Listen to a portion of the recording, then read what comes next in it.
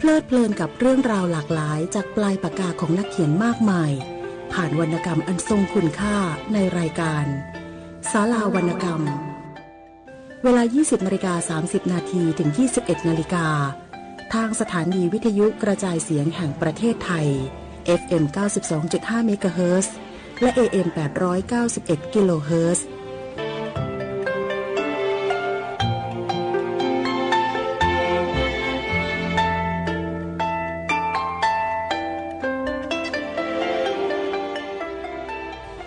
สวัสดีค่ะคุณผู้ฟังขอต้อนรับคุณผู้ฟังเข้าสู่รายการศาลาวรรณกรรมกันอีกเช่นเคยนะคะและในวันนี้นะคะทางทีมงานศาลาวรรณกรรมเราก็ยังคงนำเรื่องสั้นในชุดกฎแห่งกรรมของท่านทอเลียงพิบูลในตอนที่มีชื่อว่าวันเกิดมาฝากกับคุณผู้ฟังกันต่อค่ะเรื่องราวในตอนที่แล้วนะคะดำเนินมาถึงตอนที่ชายหนุ่มเจ้าของวันเกิดเนี่ยค่ะถูกเพื่อนๆดึงตัวเพื่อจะให้ไปสวนเสเฮฮาตามประสาผู้ชายค่ะแต่ว่าท่านเจ้าของวันเกิดเนี่ยปฏิเสธไม่ยอมไปด้วยเพราะว่าอ้างว่าตนเองได้ถือศีล 5มาตั้งแต่เช้าแล้วและก็ไม่อยากประพฤติผิดศีล 5ค่ะก็เลยพยายามดึงดันที่จะไม่ไปค่ะแต่ทางเพื่อนๆของเจ้าของวันเกิดเนี่ยก็ยังไม่ยอมเช่นกันเรื่องราวจะเป็นยังไงติดตามรับฟังกันต่อได้เลยค่ะ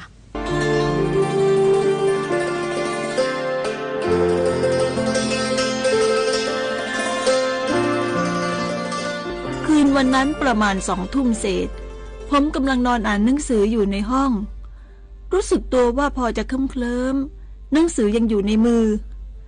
ก็มองเห็นเพื่อนผู้มาชวนให้ไปเที่ยวด้วยกันเมื่อตอนเช้าผู้หนึ่งได้เดินเข้ามาทางประตูด้วยท่าทางที่เมามายเสื้อผ้าก็เต็มไปด้วยละอองฝุ่นแล้วก็ยับยุยี่ก้มหน้าคอตกเดินโซเซเข้ามานั่งที่เก้าอี้ตรงหน้าเก้าอี้ยาวที่ผมนอนอยู่ผมลุกขึ้นนั่งตกตะลึงเห็นเพื่อนไม่ยอมเงยหน้าขึ้นมองผม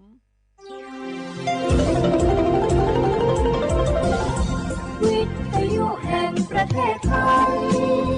ให้ความรู้คู่ความสุขสถานีวิทยุกระจายเสียงแห่งประเทศไทยจังหวัดเชียงใหม่ AM 1476 กิโลเฮิรตซ์สถานีวิทยุภาคภาษาชาติพันธุ์แห่งเดียวในประเทศไทยที่มีความทันสมัยเชื่อถือได้สร้างอัตลักษณ์กลุ่มชาติพันธุ์สู่สากล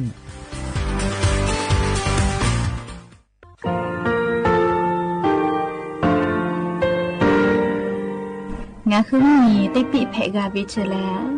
งาคือติกาติชูเลติเลเพกาวิมาเฮยาค่างาคือชอยาออตุโคโลกาติเชวิออโครคาติผาคาชูโยอาชูโยวิโยกาคาเดติเลอติเกกาพุติลาวิทปาโตงาคือชอยาอาสติกาวิโยงาคือออตุโคโลออโครคากาติเชวิอูเวอีเวมาโกติยาลิเลทอกาอายิอูเวคาชเวเพวิโยอลักวงาคือออตุโคโลออโครคากาติยายามาเตียลาบิโลโกงาคือชอยาทอกาอาสติมากาวิคาชูงาคือมีติปิเพกาวิเจเลงาคือติมูติสุติเพเลอติยาลิเลอาชูโยเวอบูปุตาเวกันติภาคาเสติเกคาเดกากาติเชวิทัปาโตงาคือมีติปิจกิเพลากาวิโยเชเลงาคือเทโจโมโคคางาคือมียาถาตอคปิลาตาเวปุระเวติจเสนีเสหปามัชหปานิงาติจออกขอบทามัววิทยาลัยวิชาการศึกษาประสามิตรโกเวออคโลจากเกรธาไทโจโมคุโฮกางาคือมียาถาปิยาลาตาวิตอคติพายโย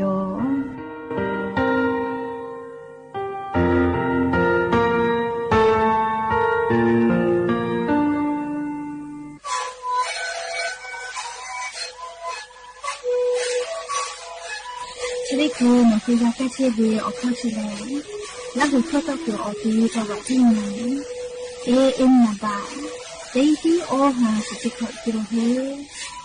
ลิงเลงหลอกเอาพ่อออยาแก้เชื้อวีนาลีคือและได้ชิ้นนาลีเล่นถือวีออยาที่นาลีเคยแต่แล้วก็นาลีชาพยองลิงเลและหัวข้อก็เชื้อวีและงานและหัวข้อก็เชื้อสมามาตาโบเมดิโย เ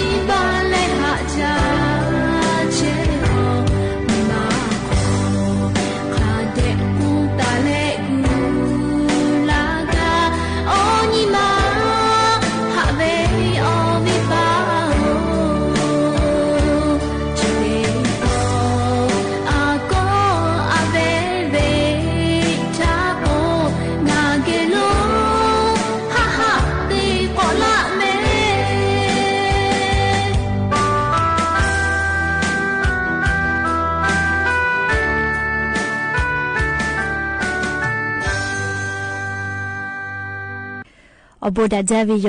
อย่าไปหาติปอทอกาดาจาวิโอยาเชอคโลงาคือติปอโอกะมีลาเลอรายกาอบูดาจาอคโลอคอกะกอกะดะเกเชวิทปะตออลอเปติกาลิเลทะตะอุยอยาวิโอคโลละเซจาเลอรายกาอบูดาจากูวิโอคโลหะยูลาวิโยแมหะวิโอวิอานีละหุยาขะพ่อเชพโลเชตาเวขะคิเพเชเดนาติกาลิเลทอกาจาเมดอเมซุแม่ก้าแม่ฮาเลดอซาเชอเลนาเจเรเจเวียยากะนี่คือไทมิโกอคโลแลมุยิคืออยาเพวิทปะตอเลติกาลิลิกามุยิเซมาคัสปอตอลาเวอานาอากอติพัทานี่คือตอดาเลปูกากะกิตูจาเวดอเวเชเวจอเวเตเจลิลิพอกาสติตาเลอาชุยอตุยอยากาทะคะแดนหาซานดักอิเสแมมและยันเวียยาเลชุดิซอคโลสุปงานียานีสหปาจุไรฮาปาคโลยานีติชเตนีสุนีเพวิโยและจะขอโทษกันยิหินชงาขอสขอหาเวียเวียเนียราหุยาติพาวเตฮาเลเลเวียยาหินาริควายตาเลกอนาริทักกายเตฮาเลเลงาคือลาหุคอไรกาอบูดาเจ้าคโลตอกไอเชวิโยวิทยุเรดิโอ AM ติฮิโอฮาสจิคอกิโลเฮิร์สเตไลพองาคือลาหุคอตอกไอเชวิโยปุตตะเลกานีพอติพอ Facebook Fan Page สวทเชียงใหม่ AM 1476พ่อกะไลฟ์สดติดต่อไกเจียวงาคือลาหุยาค่ะพ่อซาพ่อจอกอุพอพอนาและกดไลค์กดแชร์ติแลนี่คือลาหุชอเจทาออกาปิดะไกแพวิโยและอย่าเพิ่งหาวิอยาคโลทอกะยูเวลาตาวิอบุจอวิอลอติผ่าไลรอจอตาวิโยออกคือปุตตะและอเลมุทักกายติเกเชียและนี่คือลาหุชอเจทาออกาปิดะไกเสแมและยานิกางาคือไทมิกอคโลอาจุยาราชกาสนะกามากอติแมลิยานิแลวันเข้าพรรษาจิแมเลผัตุลุติภาเสหปาเลสกาวินะเลกกงาคือไทมิกอคโลลิยานีภาษาพ่อวิอนเพวิทัปโตอาจุยาสนะกาติภาคปุยเจเลภาษาหูเทากุปวิชอเรียศาสนาพุทธิภาเลภายอไกวิโยเลกกงาคือไทมิกอคโลภาษาติภาษาเลเลดาวิอเจติมาลาวิโยแลงาคือมีอคโลแลภาษาลุยูเวกาเลงาคือนิมาเลโยกาเวคัสลุเพเวเลงาคือไทมิกอคโลแลมันเตแมเลเตภาษาเลกะเคกงาคือไทมิกอคโลกาเชเวแล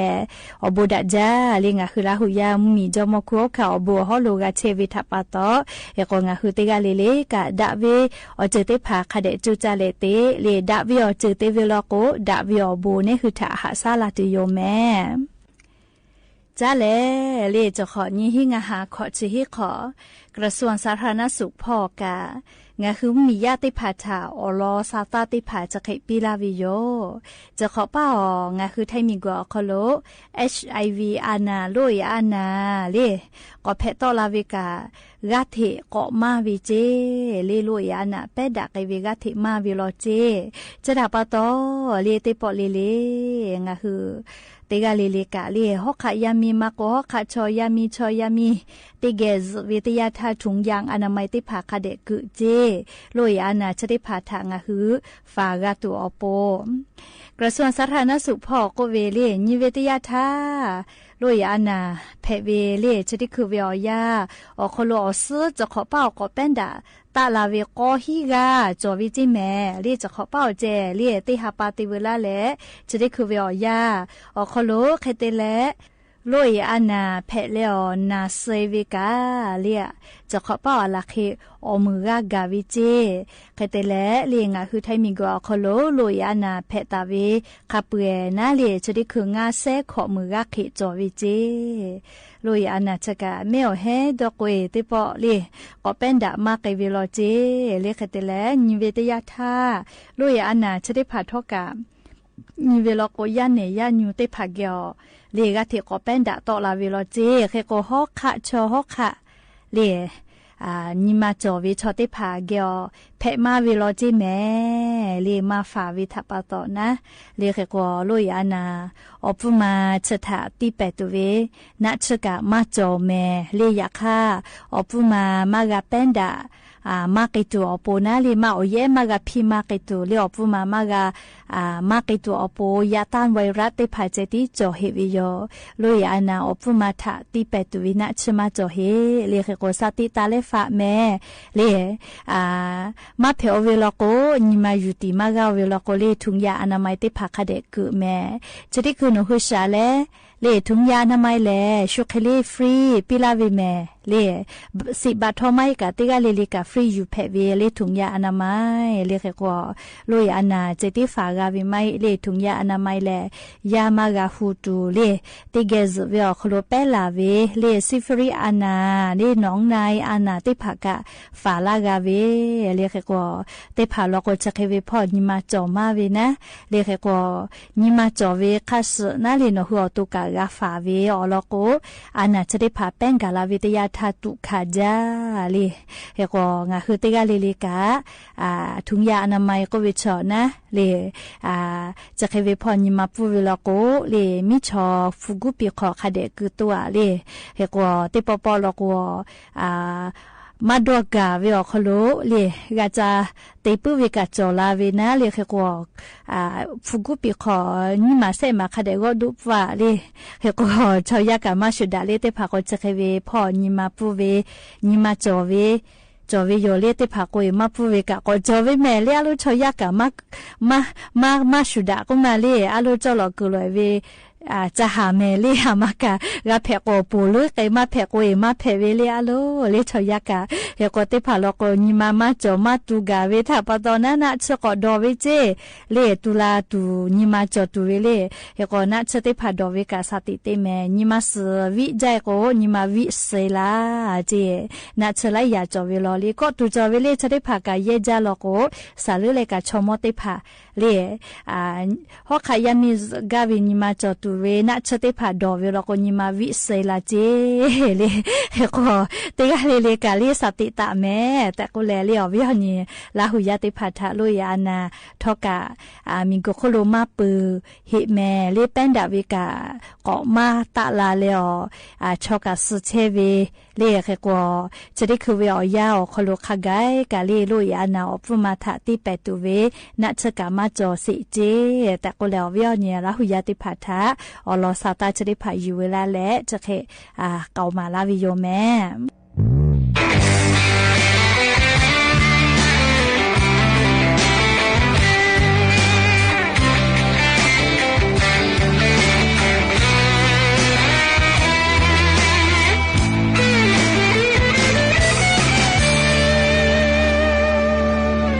ดาวิโชกะโมมาโอฮับริธรรมชิเวลานิมาชิเอโอโฮชิชิฮาโอจิเปเลชาลาเวโอตาเปเอเคเชปิดาโอเฟเปโอโมมาบุกุยะตอลิกะดะปิจาชิโอโน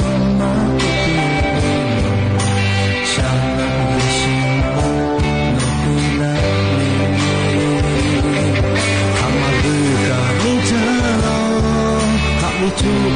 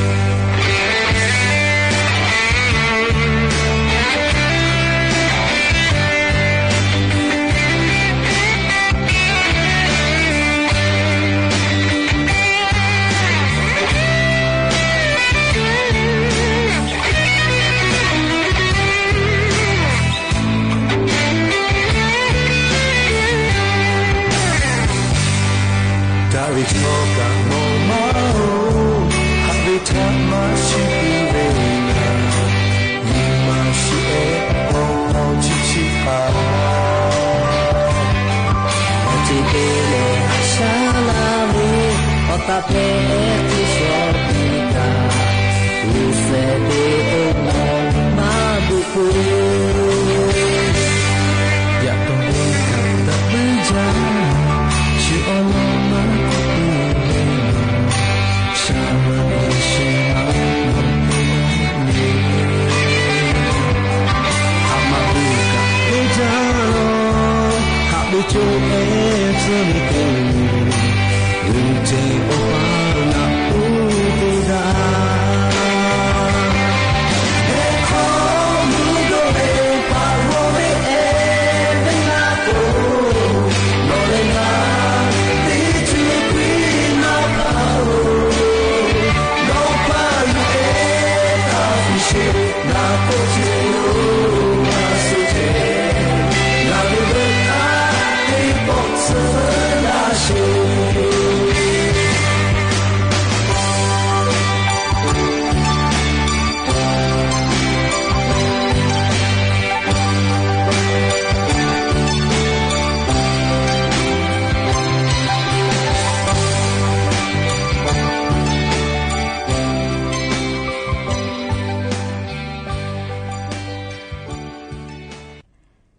และชุดคือก็จ้าและเลียงหือเชซาจอซาพอจ้าดาวิอลอติพาติแกก็นาสิแม่งาคือไทมีกอโคโลกาลีพุตีอานาก็เวชริพาจอเชหิวิโยเคเตเลพุตีเชกาเลียงคือชอยาอตัวโคโลเป็นหลูลาวิกาพุตีไลจือจอวิโยงาคือจ้าวิดอวิพ่อพุตีนี่คือชอยาเมสนิมาโมวิติพาเรียจ้าตุดอตุเนียเวียนาลิงาคือกาจ้ากโกวุปิคอลูเอเวจอวิโยไม่กาสาซึปติพาจ้าวิลกุกาวุปิคอลูพุตีอานาเพกลาวิโยและลิชเวอโคกางาฮือขึ้นอยู่มาเจแลลิเมอุคอมาโกจิขัวเคตินะตูวิลกุกาพุตีติยาจอวิเจเล่งาคือต่อไปห่ออสาพ่อติเปลูเอเวเลชกาเมสนิมาโมวิจิแมเฮโกมาเวเลพุตีอานาชริยาเพวิชอคุณอยู่มาเจเวเลคือต่อไปเลมีกุเปือปืนะตัววิติหมูเกียวหมอมาวิเจเชซาจอสะพ่อเรียอสอสาพ่อนิหะซาพ่อกาติเชเวสถาบันโรคผิวหนังเลกรมการแพทย์พ่ออลอซาตาปิลาเวจะได้คือผู้ตีอานาอปุมานาเลโรคพยาธิชอนไซก็เวเจอสอสาพ่อเปลาเวนาเลยกดเฉลยาเอดูเอติพาจิกาลูลิกุเวเลชได้พากาเปลาลาวิเจแค่กวงคือชอมอติพาลโกอบาพ่อเยบาพ่อต่อยเวลโกคุณยุติพาคาเดเจเจเลจิขอกาอานาอปุมาไลจือจอเวลแม่เลนี่คือชอยันยิมาโมเวเฮกว่าพุตีชอนชัยผิวหนังก็เวเลพุตีชติยานี่คืออสาอคโลเตเลเปลุลาเวลโกแลนี่คือผู้วิจิเนียติผู้เลเลาะนาเวฮอนาวิจไกวิจิแม่เลเมาเวฮอนาเวเลผู้วิเนี่ยเตเลผู้เวฮอนาวิชเลคือต่อแปละต่อแปไกวิจิแม่เรียกกงาหือจิติพาเซสติพานาเลคือแซคุณอยู่มาเจเจเตเลตานะคือก็เว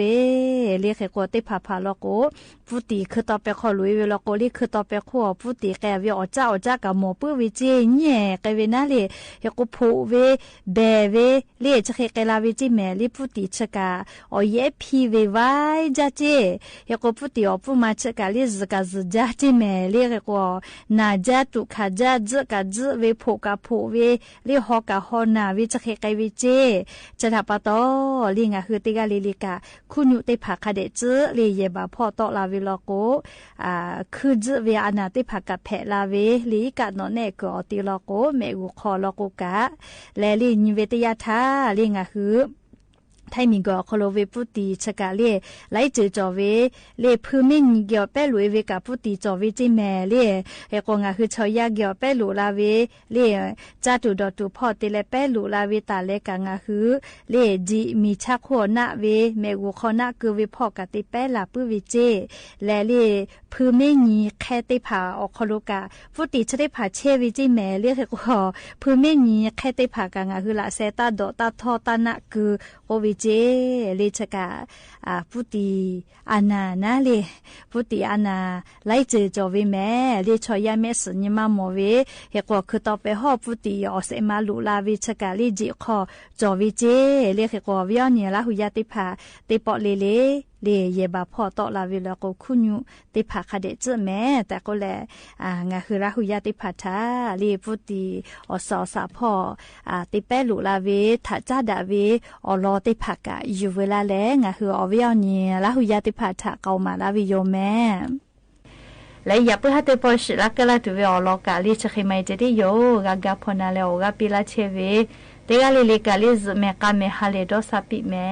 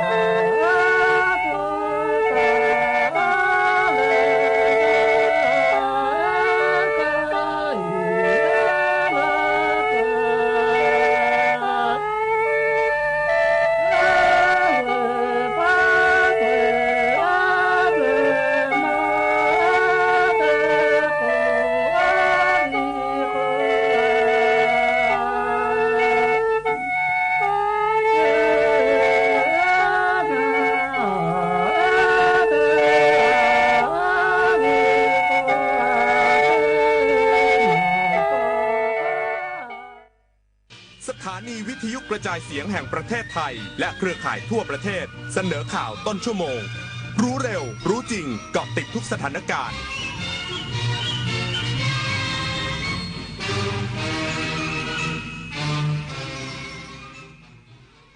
รับฟังข่าวต้นชั่วโมง 21 นาฬิกากับชลธรจัญญาครับอธิบดีกรมทรัพยากรน้ำกำชับให้หน่วยงานในสังกัดแจ้งระบบเตือนภัยล่วงหน้าเน้นพื้นที่เสี่ยงอุทกภัยและดินถล่มในภาคเหนืออีกสักครู่กลับมาติดตามรายละเอียดครับรู้ไหมว่าโรคพิษสุนัขบ้าติดต่อสู่คนได้และหากแสดงอาการแล้วไม่มีโอกาสรอดถูกสุนัขหรือแมวกัดข่วนหรือแม้แต่เลียบาดแผลอย่ารอช้ารีบล้างแผลด้วยน้ำและสบู่ให้สะอาดแล้วไปพบแพทย์ทันทีเพื่อรับวัคซีนป้องกันจำไว้วัคซีนช่วยชีวิตได้โรคพิษสุนัขบ้าป้องกันได้ถ้ารู้ทันและไม่ประมาทอย่าชะล่าใจถูกกัดถูกข่วนถูกเลียบาดแผลรีบฉีดวัคซีนทันทีถนนดนตรีไลฟ์เดือนกรกฎาคมพบกับศิลปินนอนเปลผู้เฮกล่อมความฝันด้วยบทเพลงปลูกใจจุ้ยสุบุญเลี้ยงพร้อมวงทมนเด็กๆจากโรงเรียนเล็กในทุ่งกว้างบุรีรัมย์วันพุธที่30กรกฎาคม2568เวลา 18 นาฬิกาณห้องออดิทอเรียมอาคารศูนย์ปฏิบัติการถนนวิภาวดีรังสิตกรุงเทพมหานครติดต่อเข้าชมฟรีได้ที่ Facebook ถนนดนตรีเรายังเป็นนักเดินทางเมื่อเราก้าวทันเราต้องรักษาพัฒนาและส่งเสริมผลประโยชน์เพื่อความก้าวหน้าสู่ยุทธศาสตร์ที่สำคัญเราพร้อมผลักดันกิจกรรมเชิงรุกที่สร้างสรรค์ในทุกมิติรวมทั้งสร้างสรรค์ความเข้มแข็งในภูมิภาคที่มีอาเซียนเป็นศูนย์กลางเราสนับสนุนการส่งเสริมและเชื่อมโยงในเวทีเจรจาการค้าการลงทุนเรารักษาสันติภาพเสถียรภาพความมั่นคงและความมั่งคั่งประชาคมอาเซียนประชาชนเป็นศูนย์กลางเราไม่ทิ้งใครไว้ข้างหลัง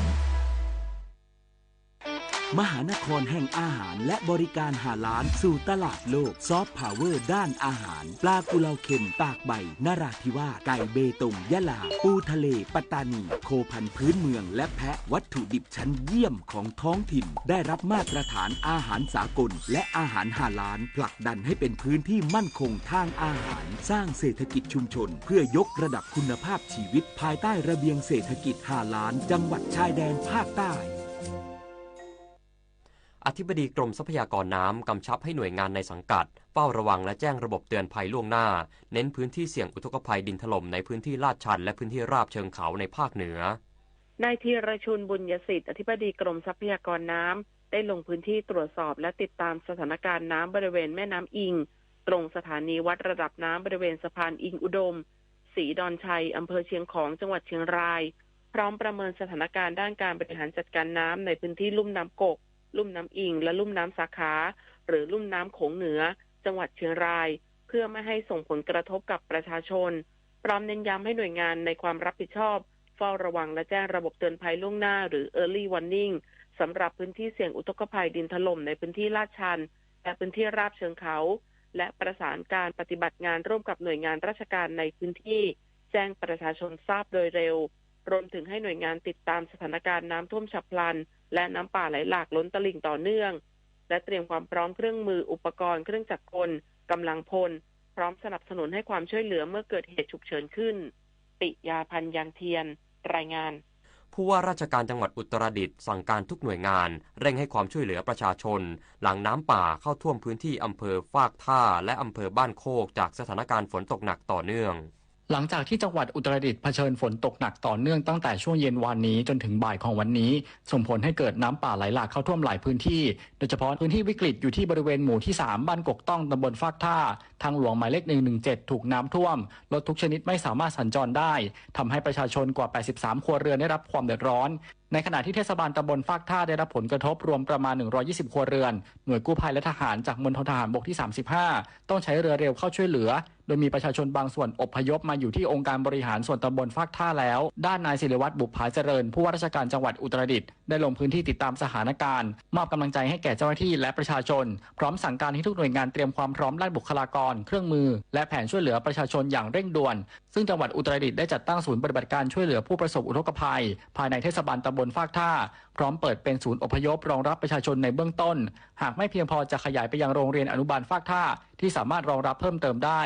ซึ่งสถานการณ์ล่าสุดน้ำในพื้นที่เขตเทศบาลตำบลฟากท่ายังอยู่ในภาวะวิกฤตมวลน้ำยังคงไหลมาจากพื้นที่อำเภอบ้านโคกอย่างต่อเนื่องและหากไม่มีฝนเพิ่มเติมคาดว่าสถานการณ์จะคลี่คลายลงในเร็ววันส่วนพื้นที่อำเภอบ้านโคกขณะนี้ระดับน้ำเริ่มลดลงและอยู่ในภาวะควบคุมได้แล้วที่ขายุวสิงห์สกุลสวทอุตรดิตถ์รายงาน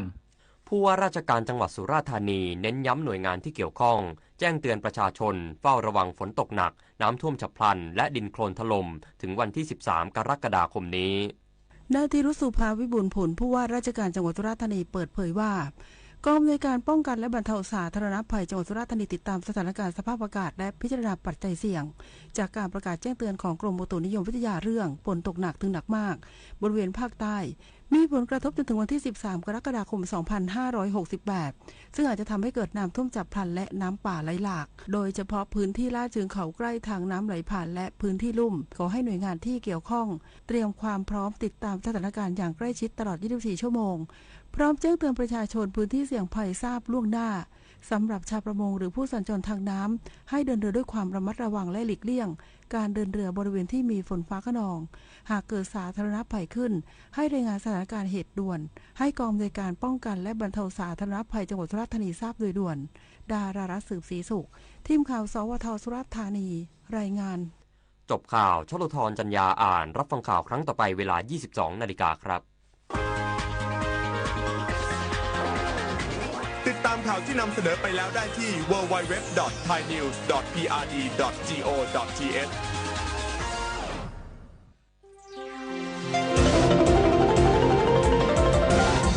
วิทยุแห่งประเทศไทยให้ความรู้กู้ความสุข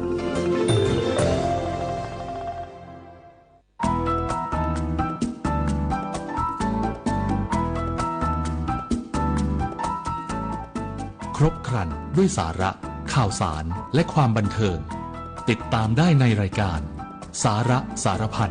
สถานีวิทยุกระจายเสียงแห่งประเทศไทยกรมประชาสัมพันธ์โดยจิตตินันท์ตั้งประเสริฐ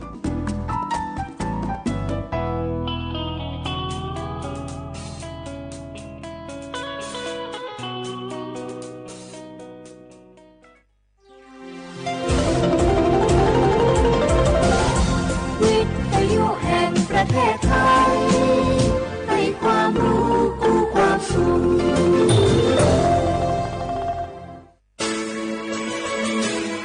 สถานีวิทยุกระจายเสียงแห่งประเทศไทยจังหวัดเชียงใหม่ AM 1476 กิโลเฮิรตซ์สถานีวิทยุภาคภาษาชาติพันธุ์แห่งเดียวในประเทศไทยที่มีความทันสมัยเชื่อถือได้สร้างอัตลักษณ์กลุ่มชาติพันธุ์สู่สากล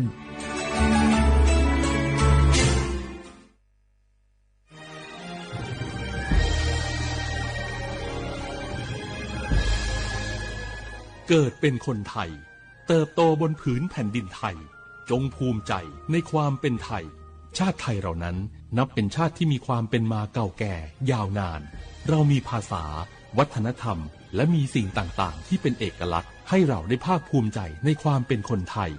เราควรเห็นคุณค่าและมีความรักชาติหวงแหนแผ่นดินอันเป็นมรดกของบรรพชนร่วมภาคภูมิใจในความเป็นไทย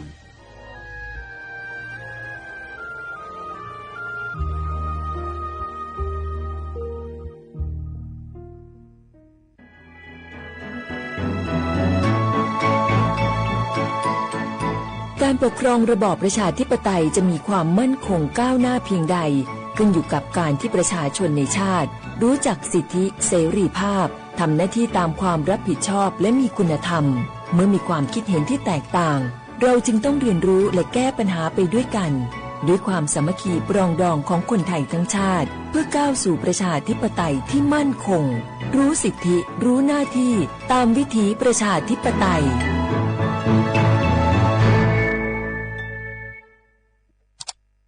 อ้าวแชร์เข้าไปบะอ่านเลยแก้วกับผมก็ดูอยู่นี่นะเจนี่มันก็เป็นโลโก้ของหน่วยงานราชการนะนี่เข้าไปตรวจสอบเป็นยังว่ามาจากหน่วยงานราชแต่ก็ระวังก็เป็นเหยื่อเข้าปลอมเอาฉะนั้นเลยก็นี่ใจถ้าบัตรตรวจสอบไม่ชัดเจนนะแต่ที่จะได้ประโยชน์รับส่งผลกระทบสมัยนี้มันหลอกกันง่ายนะหลอกเรื่องการทับซิปนั่นนี่โน่นเพื่อเขาไปกรอกข้อมูลส่วนบุคคลแล้วก็เอาข้อมูลเหล่านั้นเนี่ยไปทำธุรกรรมต่างๆหรือแม้แต่หลอกให้คลิกลิงก์สารพัดที่มันจะทำนี่นะถ้าอันโหจะเนี่ยจะได้ดีนี่เจนี่อย่างแรกเนี่ยต้องตรวจสอบข้อมูลให้ชัดเจนจากหน่วยงานรัฐเนี่ยก่อนข้อ2ต้องมันติดตามข่าวสารหูเต่าตันและข้อ3ต้องมีสติไม่ได้เจืออย่างง่ายๆนะเพราะว่าพวกมิจฉาชีพมันจะใจความเจือความศรัทธาความโลภและก็ความกลัวมาหลอกคนทำให้หลายคนตกเป็นเหยื่อเขาก็ต้องเป็นส่วนหนึ่งในการตกเป็นเหยื่อหรือแชร์ข้อความอันเป็นเท็จบางอันเนี่ยเขาก็จะมีความผิดใดอยู่ดิ้มว่าดีหาเหลืองติดคุกแล้วแก้วนี่นะขอโทษครับเจรู้เท่าทันป้องกันการตกเป็นเหยื่อจากแก๊งหลอกลวงปรารถนาดีจากสำนักงานประชาสัมพันธ์ที่3กรมประชาสัมพันธ์ค่ะฮัลโหลสวัสดีครับพี่น้องอายุนี้เดือขยาวโฆษณาไกกะกอสถานีวิทยุกระจายเสียงแห่งประเทศไทยจังหวัดเชียงใหม่พบปานเนอบีเคฮอมอนาแอออนหลิญาเมเจสถานีวิทยุกระจายเสียงแห่งประเทศไทยเฮนาอย่าซินก้อนบีดูอย่าล่อนแต่ช่วงหางละหาเชลกับปจักกันเนดูพ่ออีสอนนี่กามาเล่าเนกามองขากากายกุญญาอายุเนียวโฆษณาบีเกหมอญาแลนึงมาอ้อนนานากาไงเหลียวเนไงชนยังอายุเนียวนากาสัมโบนาขอนี่จำยองาซุงนี่สีโกจำยอโกเย่และงาเดใจที่โบนาขอนี่จำยอเวนี่โกเย่งาสีเวและงายีเนียวมาเจอเกญานี่รู้กันไหมสิทธิบัตรทองหรือบัตร30 บาทเป็นสิทธิหลักประกันสุขภาพตามกฎหมายที่ช่วยคุ้มครองคนไทยทุกคนให้เข้าถึงบริการสุขภาพที่จำเป็นโดยไม่ต้องเสียค่าใช้จ่ายเลยนะครอบคลุมทั้งการรักษาพยาบาลการป้องกันโรคการฟื้นฟูสมรรถภาพทางการแพทย์เรียกว่าช่วยให้คนไทยอุ่นใจกันเลยทีเดียวสอบถามเพิ่มเติมสายด่วนสปสช1330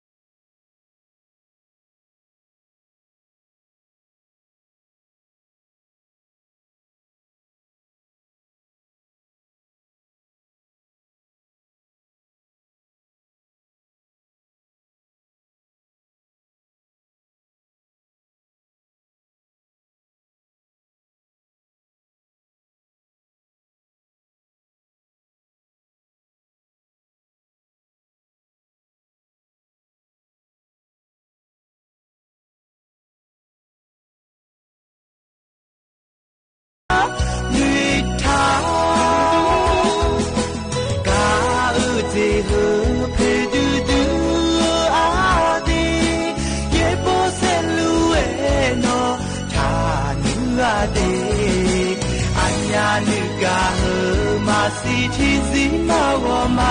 就是谁比好嘛有呀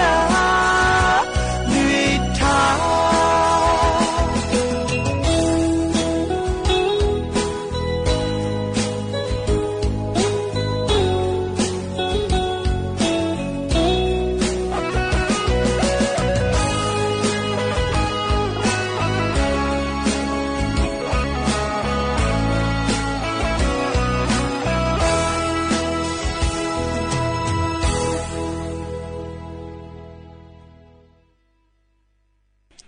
อุจิพอ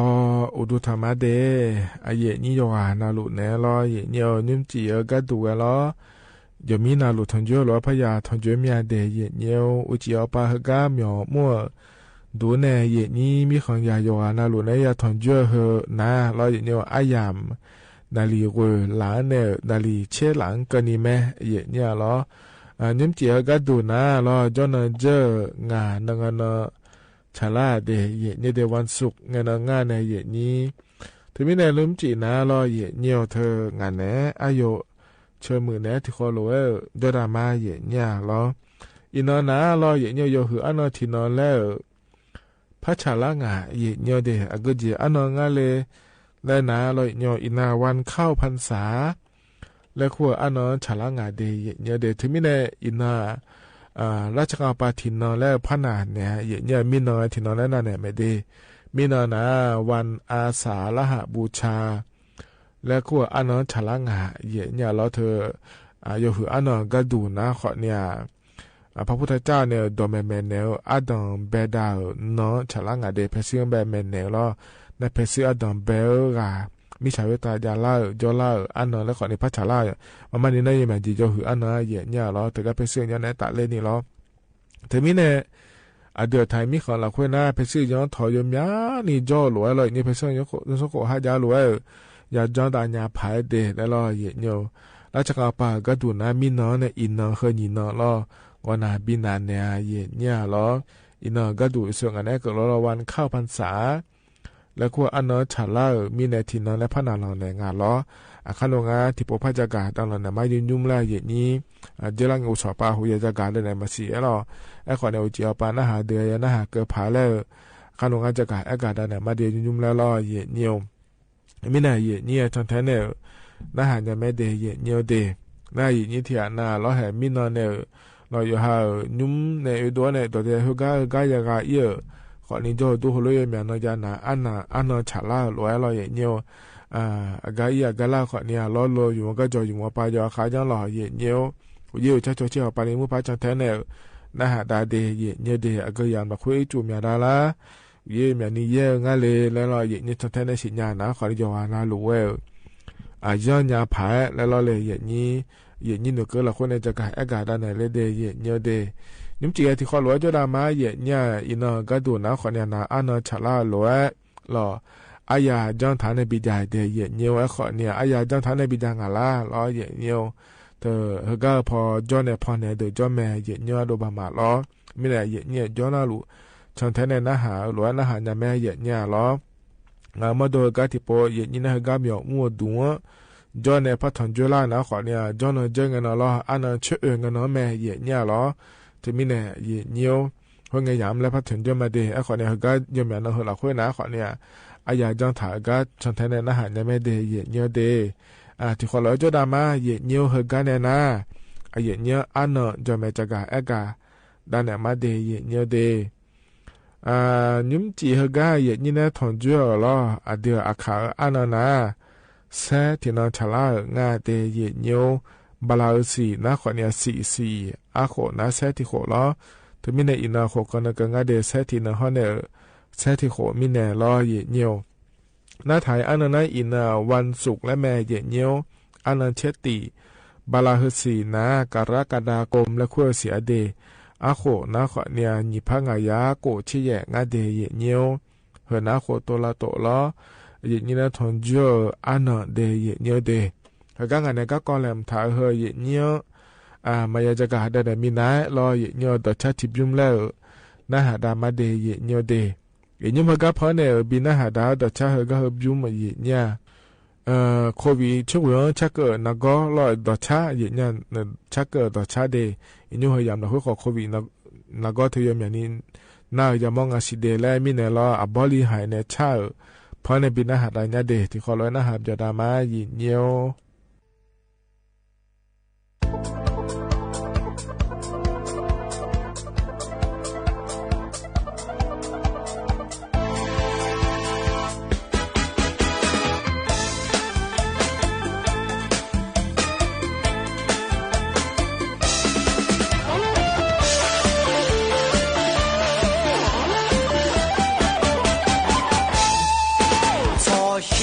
那个罗拉，苏木草下马车帮啊，但我怕呀帮คุณหมอพยากูต่อต่อยอเลจิงอ่ะยาจีบิโตน้ำมวยบิทองมวยเอาเดือด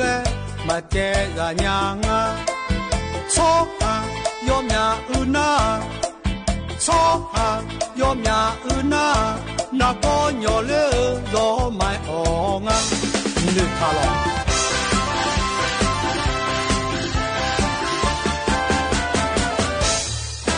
？COVID-19 COVID 啊，都有鸟儿个啦，要个闹要个要破，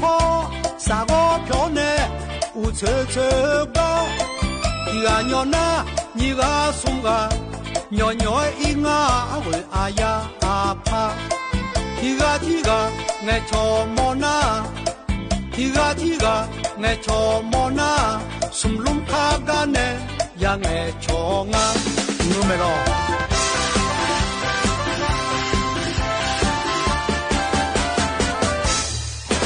covid yo đưa khang a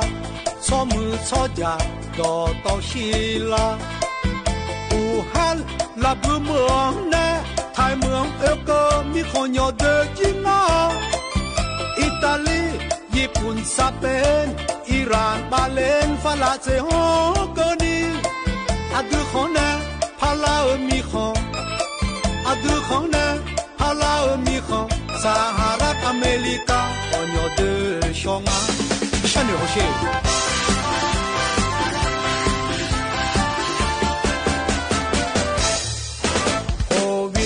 gió mai gula adu magumna la na nyanga manyo la nya pa me cho ne ya chonga de ayu ani yo mưa nơ tha ala du bua mane nghe nyanga ho za ko la yo ha kuma yo ha ku pa shaji zange yo ya te za shaji zange yo ya te za holo e jona ma yo la nyanga no cha bu na ayu nyo ko sa ka ni so ni zo lo ba ne mu la ni ki ba la ho sama kom aka na ke thai ne chi ko lo ba ne jo do ma de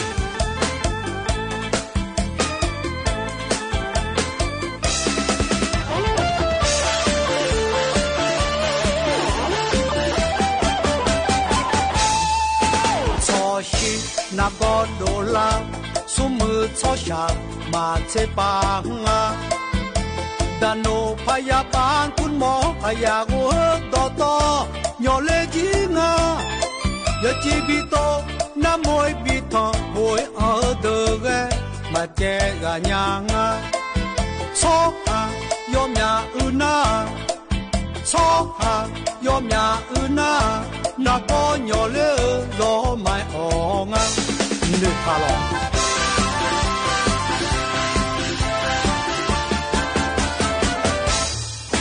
COVID-19 COVID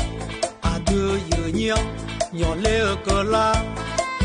yo ga nao yo ga yo po sa go pyo ne u che che ba ga nhỏ na ni ga sum ga nhỏ nhỏ i nga we aya apa tiga nghe cho mona tiga nghe cho mona sum lum kha ga ne ya nghe cho nga numero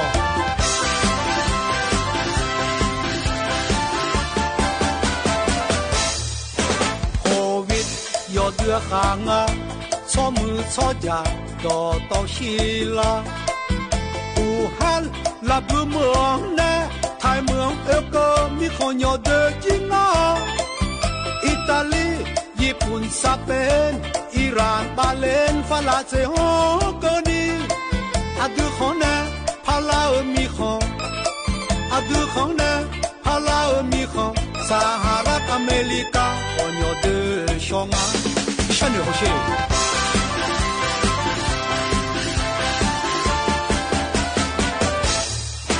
Covid zo mai gula adu magumna la na nyanga manyo la nya pa me chon chon ne ya chong a de ayu ani yo mu ne ta ala du bu mane nge nyanga ho za za ko lo yo ha kuma yo ha ku pa she ji zang e yo ya te za she ji zang e yo ya te za ho lo e jona ma nyo la nyanga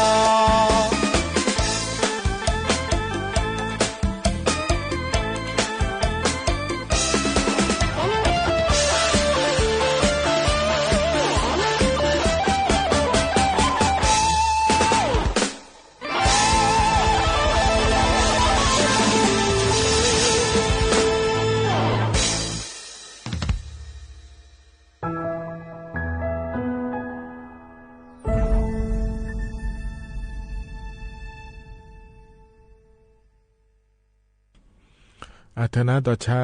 ไอ้เนี่ยพอในปีหน้าหาดาล้ออย่างเดียวบริหารในชาโควิดช่วยชาเกิดต่อช้าแม่ไอ้เนี่ยอยู่นาหลวงพอเนี่ยปีหน้าหาดาก็จะน่าหาเบียวดูเดย์เนี่ยเดย์ก็จะนอนปลาเนี่ยน่าหาล่าไอ้นี่อยู่นารู้ว่าดูธรรมะเดย์เนี่ยมาข้อปในน่าหาแม่เฟซบุ๊กปในน่าหาแม่รอเนี่ยยิ้มสอนงานแน่อายุเชื่อเหมือนแน่ที่คอหลวงจะดามาเนี่ยล้อ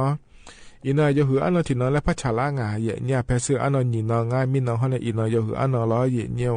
มีนอนะวันอาสาฬหบูชาและขั้วอันนอ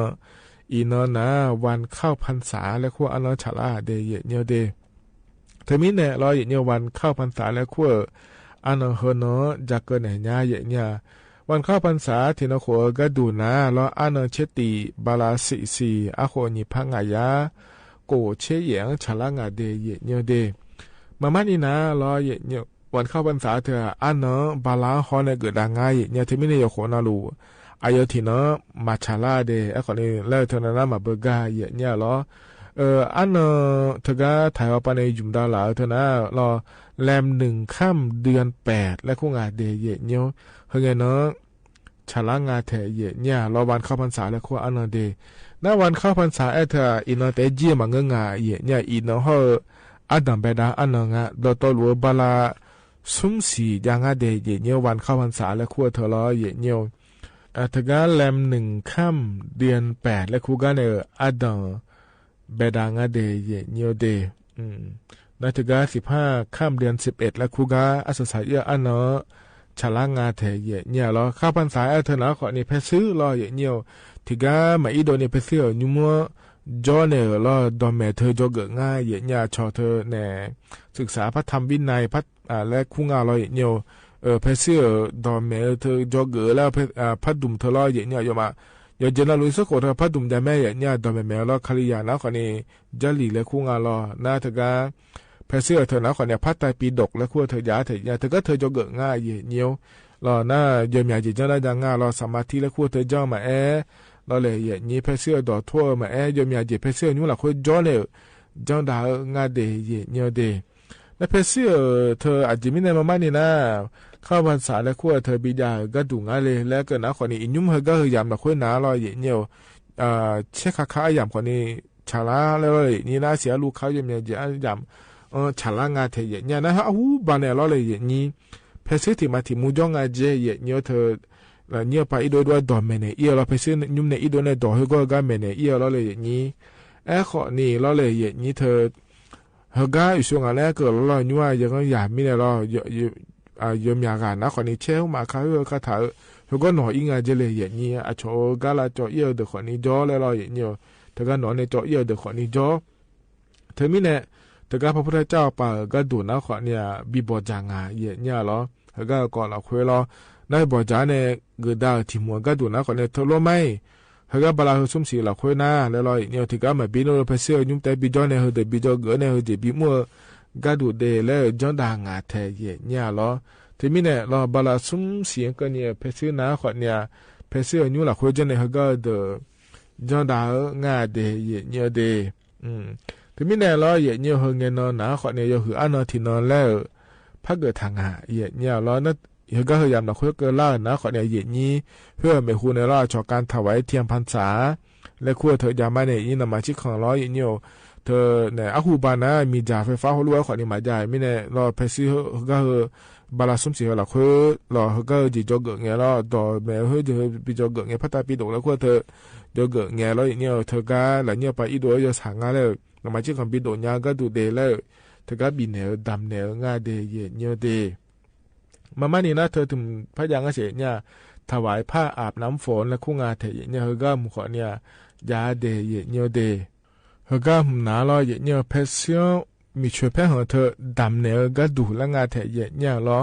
เฮอาหูบานในจันดาหลายอยู่สักหัวแม่เนี่ยเธอมีเนี่ยเฮเยจันดาอย่างงาเทเนี่ยล้อเฮยุ่งแรกนี่เพเซียยังมาทอทาเดขอเนี่ยอ๋อเธอเนี่ยล้อเพเซียอันน่ะเราบางเข้าพรรษาแล้วก็เธออาจจะมีในปิญญาก็ดูง่าอาจจะอยู่อันนั้นง่าจะจังลาก็ดูง่าเลยแล้วอย่างเงี้ยบิสิญญาก็ดูเดแล้วจะกะเอกะได้นั้นในบิสิบิกาเลยเดยเงี้ยเดเฮกันหนาวเนี่ยต่อชาติบิมแล้วพนาหาดามาเงี้ยวนี่มันก็เพราะในบินาหาดาเฮนะลอยเงี้ยวตาพญาภัยเขาเนี่ยนี่กุ๊กไก่เนชาดอช่างาเดที่ขอร้อยนะหาจอดามา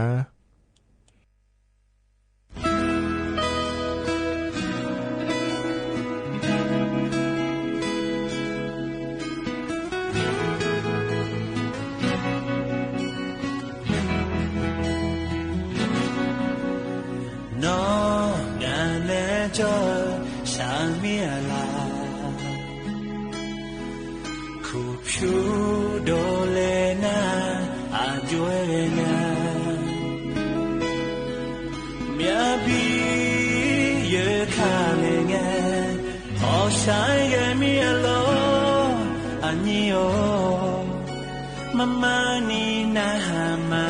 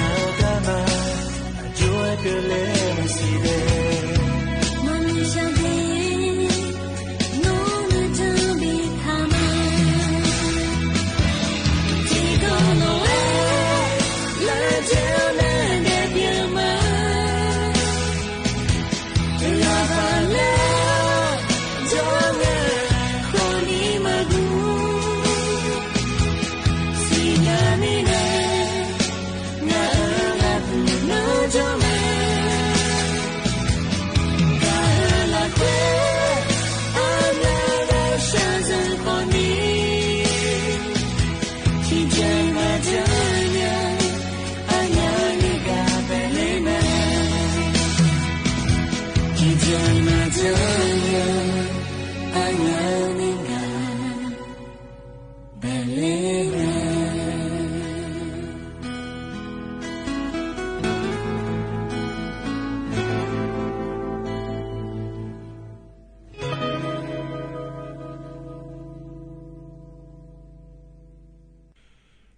นาต่อชาใจจิบยุมหากาเยเนียพอในบินาหาดาล้อนาหาเบียวตัวเยเนียวอินาก่อนนะอันเนาะชาลาหลอยลอยเนียววันเข้าพรรษาและชวนในไอเนี่ยถาล้อเลยเยนี้เธอไม่แน่ล้อเธอเนี่ยอายาจนทันในปิญญาเดแล้วยาเนี่ยมาในเยนี้อายาจนทันในปิญญางาลาล้อหากาพังอาจจะไม่ในเยนี้พอในบินาหาดาไม่เดเยเนียวเดไม่แน่ก่อนนะอันเนาะชาลาหลอยหากาเลยนะเยนี้บิบยอแล้วยานาหาดาผายอเดืออาขาดอ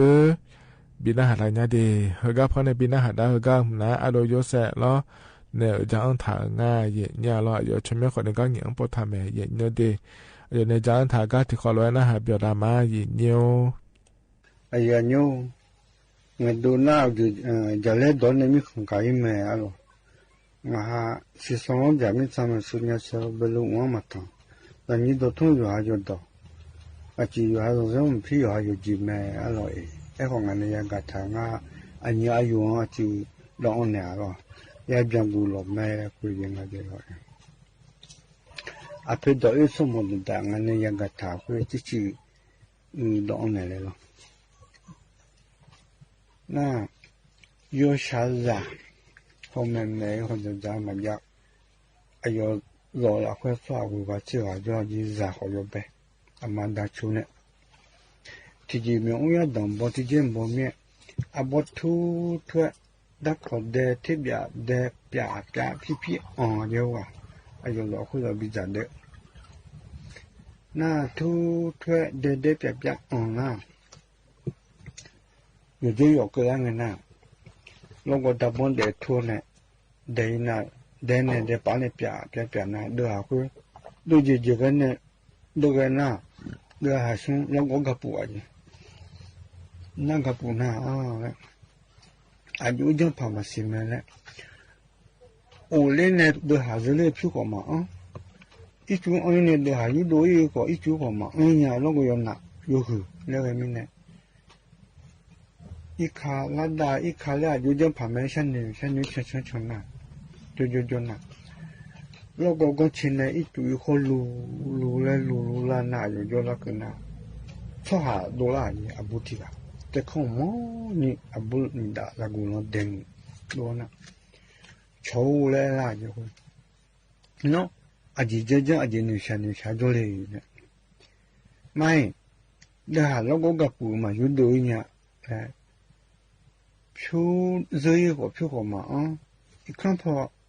เราแค่จะชุนเนี่ยมาได้ชุดย่อหอบจ้าของจ้าอายุจะพังอันนิชาจุเลยเนี่ยตัวไม่ยิ้มงานให้จ่อเนี่ยน่าบัวอยู่ขัดดูล่าลูโอ้ยุ่ยในเจ้าแค่น่าพาวล่าไม่ใช่อีจุคุยดูแลอยู่ละที่เขาล่าน่ะดูล่าเนี่ยแฮ่โชว์แล้วนอนดูหาแล้วก็กับปัวไอ้คือมาหาแล้วเดี๋ยวล่านี่บาดชูชิเนี่ยนี่ก็อยู่โดนในล่าเนี่ยอายุดูหามังงะอายุดูหาถึงมังเงอะเนี่ยนี่ตัวไม่เนี่ยยังจะถอดแล้วจีก็บิดาแล้วน่ะอีดูเนี่ยที่แค่หน้าเผาตัวมันใช่อาจจะเนี่ยใครจีโก้จีโก้รู้แล้วพลังเนี่ยคนตัวน่ะโชว์ให้นดูหาแล้วก็กับป่วยหึงงานลุงบ้าชูบุจิอยู่ในตัวบินยังเธอมึงอ่ะเนี่ยอายุดูหาตัวมึงไงถ้าผู้เจอเนี่ยบัชนีงอายุมังเงเนี่ยน่าตัวน่ะทำไมจ้ามังเงน่ะเนี่ยพระอีบิวเนี่ยจะเคยน่าพูดด้วยมั้ยจีน่าอีบิวไว้จะเคยน่าโอ้ด้วยน่ะโชว์นอนดูหาคืองาลาแล้วโอ้ล่ะจีนอนดูหาแล้วก็กับหัวเอลคืองาลาคือข้างหน้าเงงามากงาดูหางาเนี่ยมั้ยจีตัวจีไม่จีมึงอ่ะ有时候呢，就把我用那我了，拿不了，我用那我了，จีมึงอ่ะให้ตัวน่ะโอ้ยุ่ยมั้ยจีน่ายุ่ยเนี่ยอายุถึงก็จีน่าอยู่แล้วเนี่ย哦，俺那人在没劲呐，修得好呢，修得好，哦，人在什么带门啊家做什么单位，门啊那做什么单位，没记住了就那好没习惯。哦，那有啥子呢？那啥，啊就讲呢，好像咱那呢，什么在那门啊里嘞，啊就来一路的那，安那没劲，哎，都安那，修得什么啊？大家进那家啥？有啥个呢？我老怕讲没劲，对吧？呢，啊不图，得把那可别了，就这那，别那，对吧？都来呢，那个比较不。那个个不那就หัว了ช่องอีกาละได้ช่องไหนจนะอาบูจักกูที่ว่าดูมันจงเดมน่าโชว์เลยนะมันจริงเนาะอาจจะจงนึกชาจงเลยอาจจะอะไรนะอาไม่เนี่ยดิเดี๋ยวเราก็กับปัวเลยเดี๋ยวเราก็กับปัวเนี่ยอยู่ดูเนี่ยโอเลยเนี่ยผิวเสือผิวก็มาอ๋อแล้ว你下面来多年呐，多么好叫啊！那100个没结话，那100个那，就还有那，把90年的有多没的，那有多呢？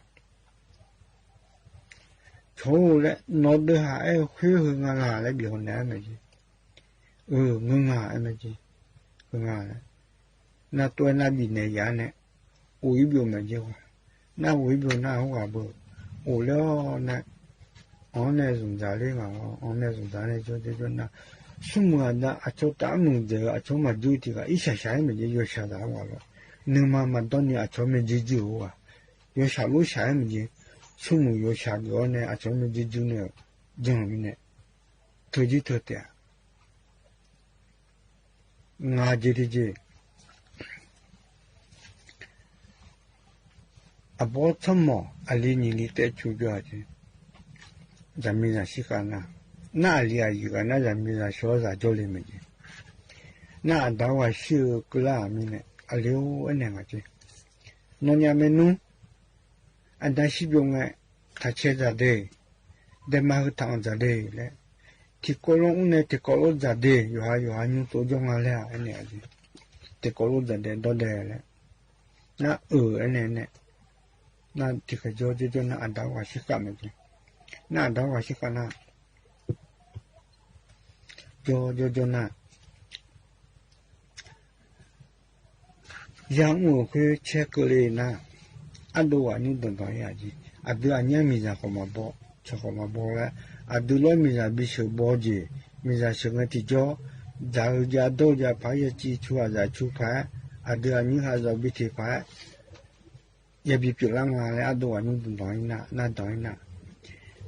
安尼个有我比多嘞，有吃酒吃会吧，安尼个吃吧来着，安尼个冇看，那安尼个人呢，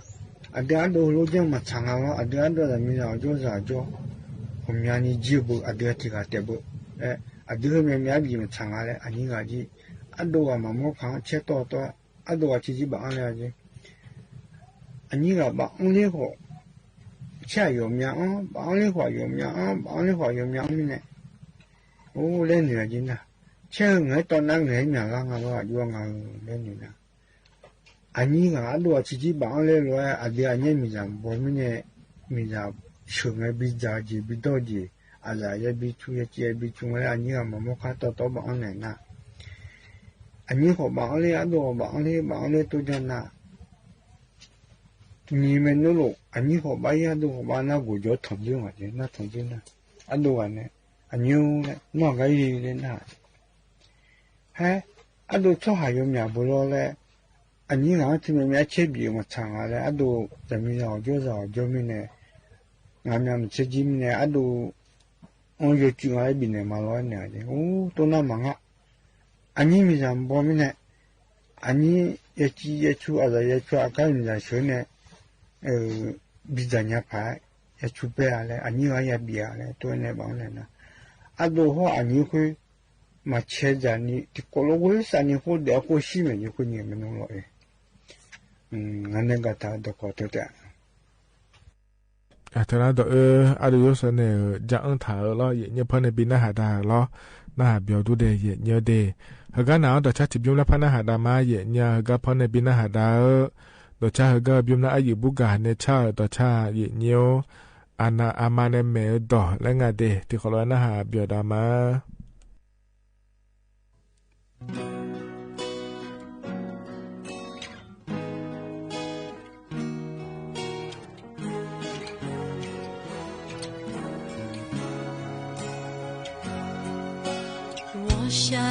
我下个啦拍阿妈咪飘莫莫啦，会爱把爱呀。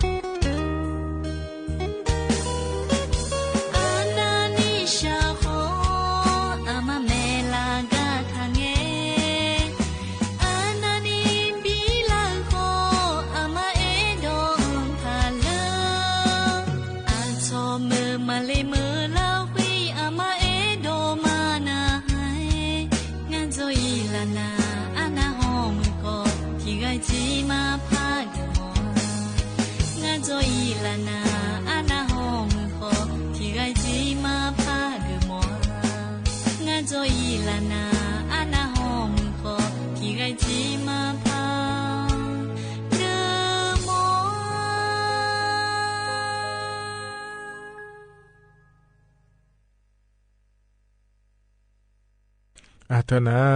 อายุบุกาเนชาต่อชาเยเนียลออามาเนเมดอและเดนะหาเบียวด้วยเยเนียวกันเนี่ยนะลออายามฮะเจลาเฮออายชากาเลบินะหาดากามาเดเธออาหัวอาสังเนช่างถางงาเยเนียลอเฮิมพอบินะหาดาในอายามเจียนะก็อิมาเดอุจิอุมเดโยฮานาลุลออาคันสอจอนเจอโกนนกลาลอลองานเนอายเชมือเนนาลีเยลาที่เกินในหัวหลังเกินในที่คอหลวแล้วพอถอนจุลามาเดหลวมาอุดุธรรมาอันนี้อย่ามาแม่โซมา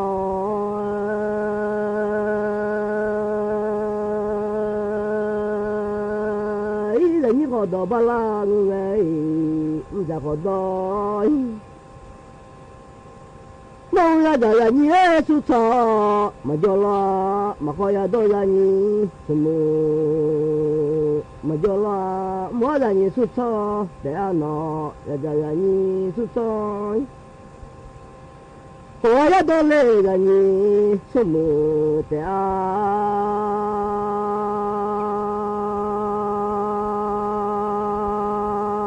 ý là như có đồ ba la này đã có đồ这来也我就寻看来你啊，么你家嘛哦你看阿妈哦，嘛以后我娘就的哦人民，嘛一米老来好我得看走的哦，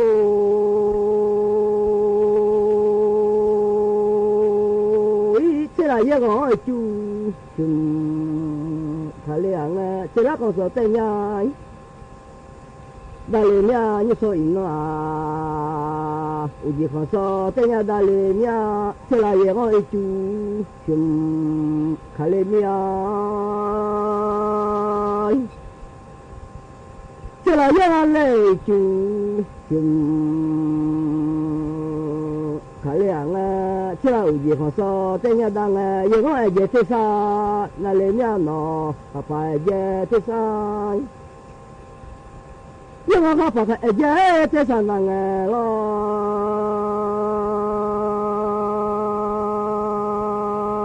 咦，啥要播下来，没有伢路，伢要播下来我们。我也在啥当啊，他把。也在sana nga ya sayo bolang madwa mu ya yo bolang amini jama me so ama o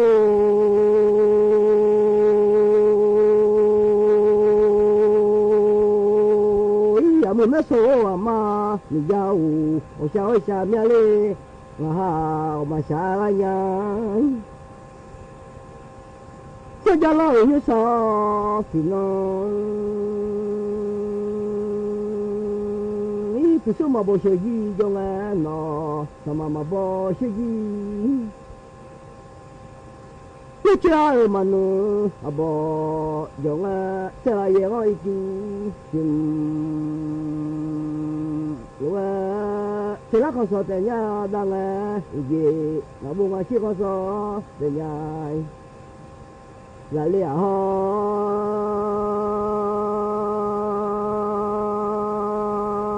ý thế là có mà lu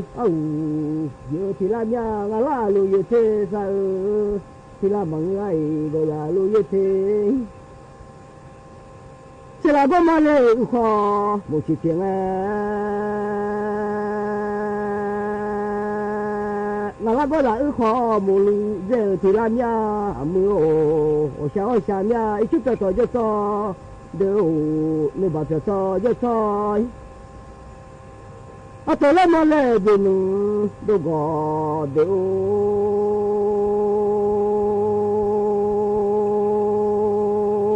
mà nhá nhỉ nó bo mình giàu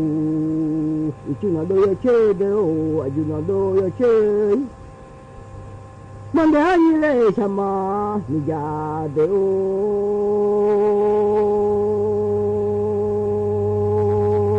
chú đi bảo cho tôi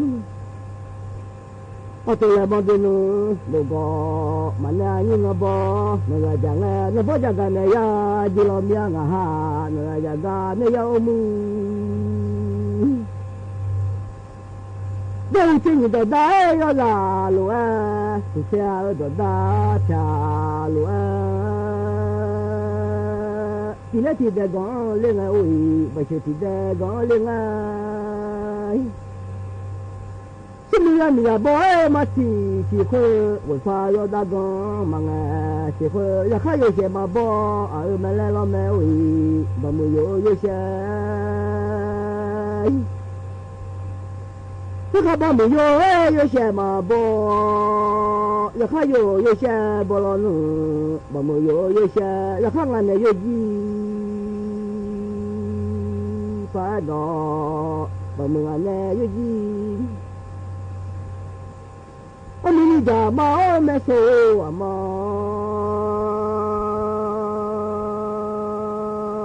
มันน่ะที่จะก้อยงาข้าก็ที่จะก้อยงาช่วยมึงมีลูกข้ามังแงช่วยเพิ่นเดี๋ยวมึงเอาเลยมึงยำมาบ่ละเดี๋ยวมึงเอาเลยมึงยำบ่ละมึงเดี๋ยวมึงเอาเลยอันน่ะเจ้าเนี่ยฝ่ายเนี่ยหนอเจ้าจ้าอย่าบุดซะอย่าอยู่ซอสิน้อยอย่าหาได้ละจะซอเด้อข้าบ่เลยละราคาบ่มีเด้อกะมีเด้ออะมาอุจาโทเลเชยบุดอยู่ซอสิน้อยซะอย่าเด้บ่มีจอนี่นึงซะอย่าสิเลละเช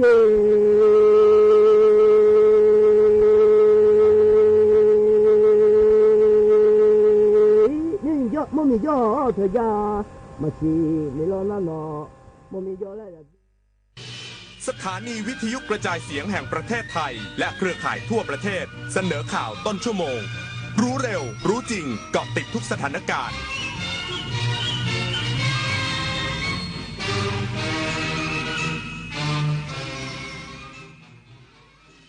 รับฟังข่าวต้นชั่วโมง 22 นาฬิกากับชลธรจันยาครับรักษาราชการแทนนายกรัฐมนตรีขอให้รัฐมนตรีทุกกระทรวงเร่งพิจารณาแต่งตั้งข้าราชการระดับสูงที่จะเกษียณอายุราชการอีกสักครู่กลับมาติดตามรายละเอียดครับอย่ามาห้ามต้องกู้อีกต้องแทงอีกเดิมพันไปเลยหมดหน้าตักน้อยผีพนันเข้าสิงต้องเจอไอเทมเด็ดแม่หมอยันรู้ทันเจ้ามือครั้งแรกติดใจครั้งต่อไปติดพนันล็อกผลให้แพ้ยิ่งเล่นยิ่งเสียข้าวสารเสกสติก่อนเงินเก็บหายก่อนความเชื่อใจจากครอบครัวหมดลบแอปลบเว็บพนันทิ้งทำกิจกรรมสร้างสรรค์หรือปรึกษาสายด่วนเลิกพนันโทร1323หยุดวงจรพนันออนไลน์ชีวิตคุณมีค่ามากกว่านั้นคณะกรรมการเอกลักษณ์ของชาติโดยสำนักงานปลัดสำนักนายกรัฐมนตรีขอเชิญผู้สนใจเสนอชื่อบุคคลหน่วยงานและโครงการเข้ารับรางวัลค่าของแผ่นดินเพื่อประกาศเกียรติคุณเชิดชูเกียรติและเป็นขวัญกำลังใจในการทำความดีที่เป็นคุณประโยชน์แก่ประชาชนและประเทศชาติดูรายละเอียดได้ที่ Facebook สำนักงานเสริมสร้างเอกลักษณ์ของชาติรางวัลค่าของแผ่นดินต้นแบบการสร้างสรรค์การทำความดีคนไทยรักสุขภาพฟังทางนี้ขอเชิญร่วมออกกำลังกายสร้างสังคมสุขภาพดีกับโครงการแสงดำใจไทยทั้งชาติเดินวิ่งปั่นป้องกันอัมพาตครั้งที่ 11 เฉลิมพระเกียรติด้วยแนวคิดใหม่ออกกำลังกายเป็นนิสัยห่างไกลสโตรก No Stop No Stroke สมัครได้แล้ววันนี้ที่ wrb11.thai.run ถึง 31 สิงหาคม 2568 มาร่วมกันทำให้การออกกำลังกายเป็นส่วนหนึ่งในชีวิตประจำวันแล้วมาเดินวิ่งปั่นพร้อมกันทั่วประเทศ 2 พฤศจิกายนนี้เอาถอยไปหน่อยเห็นไม่ชัดอ่ะเห็นไหมคะ ถอยนิดนึงเห็นหรือยังคะอีกนิดนึงได้ไหมโหมองการไกลเชียวนะคะอายุที่มากขึ้นมาพร้อมกับปัญหาความเสื่อมของดวงตามายืดเวลาดวงตาสุขภาพดีด้วยการมันสังเกตอาการผิดปกติรับประทานอาหารที่มีประโยชน์สวมแว่นตากันแดดไม่อยู่กลางแจ้งและตรวจสุขภาพดวงตาเป็นประจำทุกปีใส่ใจดูแลรักษาดวงตาเพื่อมองดูโลกอันสดใสไปอีกนานรักษาราชการแทนนายกรัฐมนตรีขอให้รัฐมนตรีทุกกระทรวงเร่งพิจารณาแต่งตั้งข้าราชการระดับสูงที่จะเกษียณอายุราชการเพื่อให้การขับเคลื่อนนโยบายของรัฐบาลเป็นไปอย่างต่อเนื่องนายจิรายุห่วงทรัพย์โฆษกประจำสำนักนายกรัฐมนตรีเปิดเผยว่านายภูมิธรรมเวชยชัยรองนายกรัฐมนตรีและรัฐมนตรีว่าการกระทรวงมหาดไทยรักษาราชการแทนนายกรัฐมนตรีมีข้อสั่งการให้รัฐมนตรีทุกกระทรวงเร่งสำรวจข้าราชการที่จะครบวาระเกษียณอายุราชการเป็นการเร่งด่วนซึ่งปีนี้จะมีข้าราชการระดับสูงและระดับกลางเกษียณอายุราชการภายในวันที่1 ตุลาคมนี้เป็นจำนวนมากและขอให้เร่งรัดในการแต่งตั้งข้าราชการที่มีความรู้ความสามารถมีความตั้งใจจริงที่จะทำงานเพื่อประโยชน์ของประเทศและประชาชนให้เสร็จทันก่อนสิ้นเดือนกันยายนนี้หากเป็นตำแหน่งสำคัญที่ต้องขอความเห็นชอบจากคณะรัฐมนตรีขอให้ตรวจสอบและดำเนินการเข้าสู่ที่ประชุมเพื่อขอความเห็นชอบในการดำเนินการต่อไปเพื่อจะได้เป็นกลไกสำคัญในการขับเคลื่อนนโยบายของรัฐบาลในแต่ละกระทรวงได้ทั้งนี้รัฐบาลจะตรวจสอบผลงานของแต่ละส่วนต่างๆอย่างน้อย3 เดือนต่อครั้งเพื่อให้มีผลต่อการขับเคลื่อนนโยบายสำคัญต่างๆของรัฐบาลในทุกมิติผลิตนาฏ ขวัญแสนสุขรายงาน ไทยและจีนร่วมหารือทวิภาคีในห้วงการประชุมรัฐมนตรีต่างประเทศอาเซียนที่ประเทศมาเลเซียย้ำการเป็นหุ้นส่วนเชิงยุทธศาสตร์อย่างรอบด้านในโอกาสครบรอบ 50 ปีความสัมพันธ์ทางการทูตนายมาริส เสงี่ยมพงษ์รัฐมนตรีว่าการกระทรวงการต่างประเทศพบหารือทวิภาคีกับนายหวังอี้สมาชิกกรมการเมืองผู้อำนวยการสำนักงานคณะกรรมการกลางด้านกิจการต่างประเทศของพรรคคอมมิวนิสต์จีนและรัฐมนตรีว่าการกระทรวงการต่างประเทศสาธารณรัฐประชาชนจีนในห้วงการประชุมรัฐมนตรีต่างประเทศอาเซียนครั้งที่ 58 และการประชุมที่เกี่ยวข้องณกรุงกัวลาลัมเปอร์ประเทศมาเลเซียทั้งสองฝ่ายแสดงความยินดีในโอกาสครบรอบ 50 ปีความสัมพันธ์ทางการทูตไทยจีนและจะจัดกิจกรรมเฉลิมฉลองวาระสำคัญนี้ตลอดทั้งปีทั้งย้ำความสำคัญในการส่งเสริมความเป็นหุ้นส่วนความร่วมมือเชิงยุทธศาสตร์อย่างรอบด้านผ่านการแลกเปลี่ยนการเยือนระดับสูงและการส่งเสริมความร่วมมือที่สำคัญโดยเฉพาะด้านการค้าและการลงทุนการส่งเสริมความเชื่อมโยงและความร่วมมือในอุตสาหกรรมแห่งอนาคตเช่นปัญญาประดิษฐ์หรือ AI และเซมิคอนดักเตอร์นอกจากนี้ทั้งสองฝ่ายยังได้แลกเปลี่ยนความคิดเห็นเกี่ยวกับประเด็นสถานการณ์ในภูมิภาคและสถานการณ์โลกรวมถึงผลประโยชน์ร่วมกันในการส่งเสริมระบบพหุภาคีปริญญวิทย์เปี่ยมสมบูรณ์รายงานเทศบาลเมืองกระทู้จังหวัดภูเก็ตสืบสารงานประเพณีแห่เต่าแดงสู่การยกระดับเป็นประเพณีมรดกภูมิปัญญาทางวัฒนธรรมจังหวัดภูเก็ตประจำปี 2568นายวรรณยุทธ สุทธิกุลนายกเทศมนตรีเมืองกระทู้เปิดเผยว่าเทศบาลเมืองกระทู้สืบสานวัฒนธรรมประเพณีท้องถิ่นอย่างประเพณีแห่เต่าแดงหรือพิธีไหว้บรรพบุรุษซึ่งเป็นประเพณีที่ปฏิบัติสืบทอดกันมาอย่างยาวนานจากรุ่นสู่รุ่นนับเป็นเวลากว่า145ปีมาแล้วโดยประเพณีแห่เต่าแดงหรือที่เรียกกันว่าประเพณีจุกกี่ต่อยงสุโจตรงกับ17ค่ำเดือน6ตามปฏิทินจีนของทุกปีเพื่อให้ลูกหลานได้รู้จักคุณธรรมความกตัญญูต่อบรรพบุรุษและยังเป็นการแสดงความซื่อสัตย์และความสามัคคีของคนรุ่นหลังและรุ่นต่อไปทั้งนี้เทศบาลเมืองกระทู้ได้เสนองานประเพณีแห่เต่าแดงกระทู้เป็นประเพณีมรดกภูมิปัญญาทางวัฒนธรรมของจังหวัดภูเก็ตประจำปี 2568 และได้รับการขึ้นทะเบียนจากสภาวัฒนธรรมจังหวัดภูเก็ตเป็นที่เรียบร้อยแล้วซึ่งถือเป็นการยกระดับประเพณีพื้นถิ่นของชาวในทูหรือชาวกระทู้อีกหนึ่งประเพณีให้แพร่หลายมากขึ้นและจะมีการผลักดันงานประเพณีพื้นถิ่นทุนทางวัฒนธรรมต่อยอดการท่องเที่ยวเชิงวัฒนธรรมเพิ่มมูลค่ายกระดับเศรษฐกิจฐานรากเมืองกระทู้ให้มีความเข้มแข็งมากขึ้นต่อไปนวพันธ์ พลายพันธ์ สวทภูเก็ตรายงานจบข่าวชลธรจัญญาอ่านรับฟังข่าวครั้งต่อไปเวลา 23 นาฬิกาครับติดตามข่าวที่นำเสนอไปแล้วได้ที่ www.thainews.prd.go.th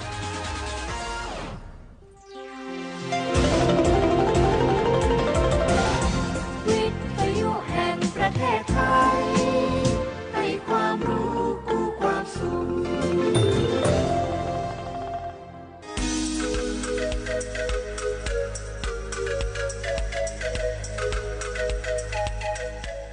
เพราะเราอยากให้คนไทยทุกคนยิ้มได้และยิ้มอย่างมีความสุขเพราะคนไทยทุกคนมีสุขภาพดีทั้งกายและใจฟังรายการสุขภาพดีวิถีไทยสถานีวิทยุกระจายเสียงแห่งประเทศไทย FM 92.5 เมกะเฮิรตซ์และ AM 891 กิโลเฮิรตซ์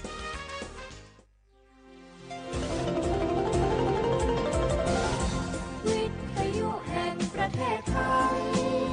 ให้ความรู้กู้ความสุข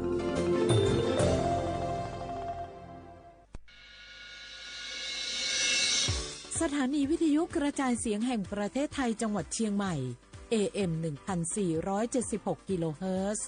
สถานีวิทยุภาคภาษาชาติพันธุ์แห่งเดียวในประเทศไทยที่มีความทันสมัยเชื่อถือได้สร้างอัตลักษณ์กลุ่มชาติพันธุ์สู่สากล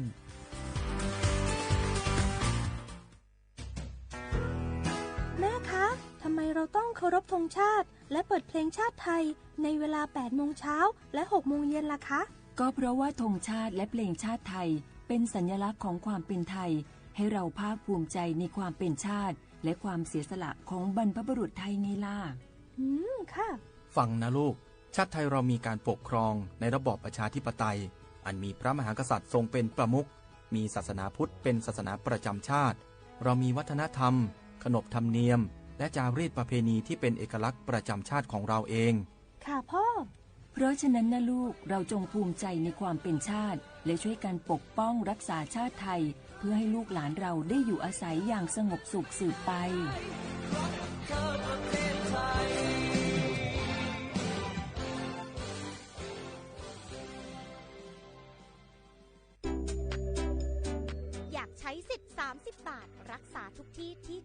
ทันตกรรมเพียงสังเกตโลโก้30 บาทรักษาทุกที่ก็สามารถรับบริการอุดฟันถอนฟันขูดหินปูนเคลือบหลุมร่องฟันเคลือบฟลูออไรด์ไม่เสียค่าใช้จ่ายใช้แค่บัตรประชาชนไม่ต้องรอคิวนานสอบถามข้อมูลเพิ่มเติมโทรสายด่วนสปสช1330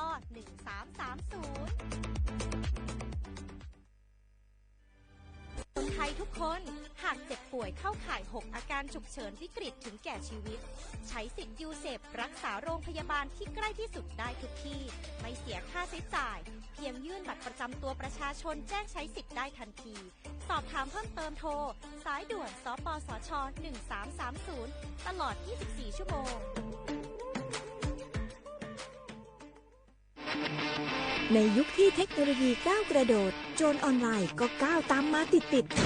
สื่อออนไลน์เปรียบเสมือนแหล่งข้อมูลชั้นดีของโจรออนไลน์เราควรใช้สื่อออนไลน์ด้วยความระมัดระวังและป้องกันตัวเองจากโจรออนไลน์ด้วยคาถา3อย่า 1. อย่าโหลดแอปจากแหล่งอื่นๆที่ไม่ใช่ App Store หรือ Play Store 2. อย่าแอดไลน์คนที่ไม่รู้จักหรืออ้างเป็นเจ้าหน้าที่หรือหน่วยงานต่างๆไม่ว่าจะเป็นจากรัฐหรือเอกชนและ 3. อย่าสแกนใบหน้าหรือให้ข้อมูลส่วนตัวในแอปที่ไม่รู้จักเด็ดขาดที่สำคัญควรท่องให้ขึ้นใจว่าธนาคารจะไม่แนบลิงก์ทุกประเภทผ่าน SMS และอีเมลรวมทั้งไม่ส่งลิงก์ขอข้อมูลสำคัญผ่านช่องทางโซเชียลมีเดียยกเว้นกรณีลูกค้าร้องขอด้วยตัวเองเท่านั้นด้วยความปรารถนาดีจากสำนักงานประชาสัมพันธ์ที่3กรมประชาสัมพันธ์เจ๊ขอนี่เร็วๆทางจังหวัดเปิ้นมีประกาศเตือนคนเฒ่ากับคนที่มีโรคประจำตัวบ่ให้ออกจากบ้านเพราะฝุ่น PM 2.5 เกินเกณฑ์มาตรฐานเกือบ300เลยนะเจ๊ไหนบ่ล่ะคือสุดๆเลยนี่แดงเถือกเลยถึงว่ากะรู้สึกบ่ดีมาหลายวันอย่าจ้ำกับบ่จ้ำอย่าไอกับบ่ไอโอ้ไผมาจามมาไออย่างนี้นี่แล้วก็นั่นสาวๆยังบ่ใส่หน้ากากนี่ฝุ่นนักเน้อช่วงนี้นะเฮ้ยแก่นควันนะแก้วพอแล้วกันนะฝุ่นควันเต็มบ้านเต็มเมืองนักขนาดช่วงนี้แต่เปิ้นบอกว่าบางเตือกับปัจจัยคนไทยเผานะแต่อาจจะเป็นฝุ่นข้ามแดนควันไฟจากประเทศเพื่อนบ้านเขาบ่ได้มีมาตรการเหมือนบ้านเฮานะแกเอาอีบ่ปากันย้ายแผ่นดินไปไกลๆจากประเทศหมู่นี้นี่เนี่ยได้อย่างอันก็ดีกะแก้วคณะตีรัฐบาลกำลังหามาตรการกับประเทศเพื่อนบ้านหมู่เฮาก็ต้องมีมาตรการในการป้องกันตัวเก่าคือปฏิบัติตามคำแนะนำของแพทย์เปิ้นว่าให้หลีกเลี่ยงการทำกิจกรรมนอกบ้านให้อยู่แต่ในบ้านที่ปิดประตูหน้าต่างให้มิดชิดหรือสวมใส่หน้ากากกันฝุ่นอันอย่างประมาณนี้ก็จะช่วยได้ในระดับหนึ่งนะถ้าจะอันวันนี้เฮาแยกย้ายกันก่อนบ่ไปอู้กันในไลน์เอาอากาศดีๆก้อยมาเมากันใหม่แต่ไอ้แก้วปิกบ้านไผบ้านมันเตรียมให้พร้อมซ้อมให้ดีรู้วิธีป้องกันภัยปรารถนาดีจากสำนักงานประชาสัมพันธ์ที่3กรมประชาสัมพันธ์ค่ะ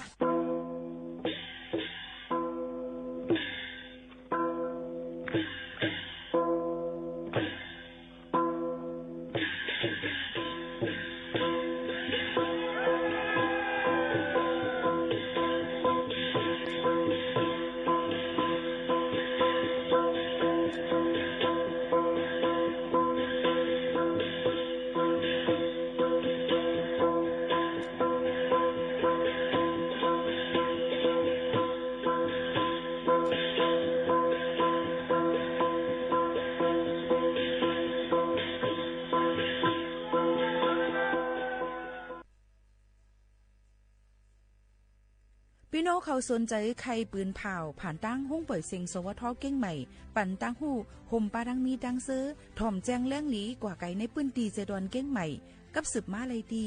สวทเก้งใหม่หมายฟ้น053-276-068และ0922468579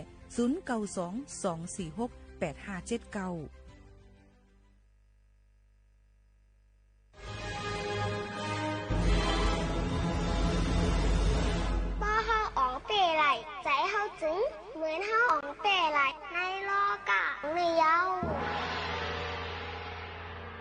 ภายหนึ่งก็เฮาจังว่าป้อเฮาจำใจเฮาจึงเฮาจังผิดตั้งก็เปว่าเมียวสายใจมโนซากวนเฮาเขาน่ะใกล้ๆมืดมนจับแป้นอารมณ์โคกเบิงเสจังเฮ็ดผิดไหลง่ายๆนั่นค่ะเยาขอบไหนเฮาโหลคักแปดใจเฮาเฮ็ดสังอย่าเฮ็ดจอมใจเฮ็ดจอมตั้งไข่ใจในข้าวอ่ะใจไหนเฮาโหลฝึกให้ออกเปมันพอเฮาออก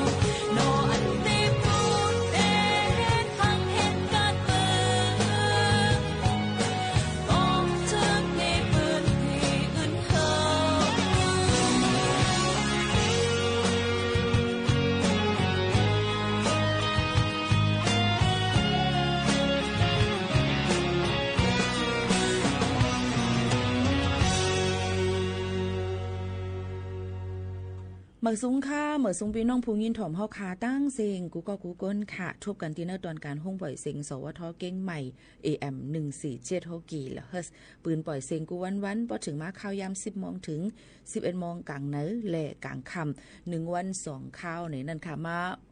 ออกตั้งห้องปล่อยเสียง AM 147กิโลเฮิรตซ์และปืนปล่อยเสียงตั้งออนไลน์ในนั้นค่ะไลฟ์เฮาค่ะนะคะตั้งเฮิรนสอมเพชรสวทเก้งใหม่ AM 147กิโลเฮิรตซ์ค่ะลัง TikTok ในค่ะหลายตีหลายตั้งค่ะยก็เป้าถึงมากูวันศุกร์ในจึงเมื่อในซัมเมียนในวันศุกร์ที่11เดือน7ปีคริสต์2525ปีพุทธศักราช25ปากปลาย68ปีใต้201ปากปลาย19ปีก็จ่า1-3ปากปลาย87คู่ในนั้นค่ะเป็นเหริน8รอง1คำในวันเหมือนในเสวันเข้าหว่าสาในนั้นค่ะตอนตาสังฆาเจ้าเขานั่นนั่นค่ะเนาะตอนเจ้าคือยำพุทธภาษาเขาเนี่ยก็เอามาฝากตอนถึง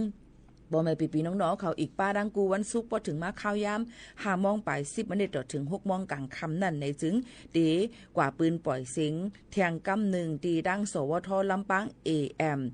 549กิโลเฮิรตซ์ในนั่นค่ะพี่น้องเขาตีสวทเพื่อการเรียนรู้และเตือนภัยภาคเหนือในนั่นค่ะสังว่าพี่น้องเขาเลยถ่อมอำนั้นก็ใครโฮมโมนใครเลยซื้อยืดเปิ้นแจกปันพี่น้องเขาฟรีๆก้วยกับพี่น้องเขาได้เลยกับสืบกว่านั่นค่ะเนาะกว่าไล่ในค่ะกว่าอุปโอดีสถานีวิทยุกระจายเสียงแห่งประเทศไทยเพื่อการเรียนรู้และเตือนภัยภาคเหนือกันไล่ตี AM 549ในนั่นค่ะก็ลาดว่าถ่อมอยู่ที่ AM 147 6ปีโมคานนเสหมอกลาดว่าเฮาค่ะก็ เป็นแฟนคลับเป็น FC ถ่อมอยู่นั่นค่ะเกี่ยวกับลองข่าวเงาลองฟิงฟ้าราศีหมอกลัดถึงลองเพกจิมเจอในนั่นค่ะพี่น้องเขาในก่อกับสืบก่อไลตี AM 549ในนั่นค่ะ054-019-844 ในไรเหมือนกันในนั่นค่ะพี่น้องเขาอันนี้ก็เอามาฝากเตือนถึงพี่น้องเขากูก็กูก้นเจ้าหนังไหนค่ะออนตั้งในตอนที่1เขาขาในค่ะเขาขามาตัวในนั่นค่ะเกี่ยวกับไปลองข่าวเงาฟิงฟ้าราศีนั่นค่ะเนาะเปิ้นก็ฝากฟังไว้ปานในค่ะในโจกาวงวางในวันที่10ต่อถึงวันที่13นะคะวันที่10 11 12 13ต่อถึงเดือน7 2หิงไป25ในจึงภายตั้งห้องกันนะคะหลอกบอกลาดเพนะคะศูนย์เตือนภัยพิบัติแห่งชาติในนั้นค่ะเปิ้นก็ออกพื้นลิกมาลาดไว้ในนั้นค่ะหมอกลาดถึงว่า16เจตวันนะคะเหนืออีสานในนั้นค่ะเฮาฟังกันไว้ลองน้ำน้ำทมกึ่งกลางทมแห้งน้ำทมลินหยุดลินกุ่นลินปังในวันที่10ถึง13เดือน7 2แห่งปลาย25ในนั้นค่ะยก็อองตีกูหลายๆตีนั่นเนี่ยก็โหลเลยฟังกันไว้จ้อมในนั้นค่ะพี่น้องเขาก็เปิ้นนั้นแหละพี่น้องเขาโหลเลยฟังกันไว้นั่นค่ะเนาะเมื่อหนังตั้งปอดห้องจึงไทยในก็ได้เป็นแม่ห้องสอนเก้งใหม่เก้งไฮลำปูนลำปางพะเยาเมืองแพร่เมืองน่านอุตรดิตถ์และสุโขทัยในนั่นค่ะว่าเป็นตั้งภาคตะวันออกเฉียงเหนือในนั่นค่ะเนาะพี่น้องเขาค่ะ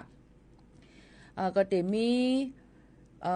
จึงของวันออกนั่นขนาดเนาะจะเป็นตั้งเจดอนเมืองเลยหนองคายบึงกาฬอุดรธานีสกลนครและนครพนมเนี่ยนั่นค่ะหรือเลยฟังกันไว้ลองน้ำน้ำท่วมน้ำนองนั่นขนาดเนาะก็เปิ้นนั้นพี่น้องเขา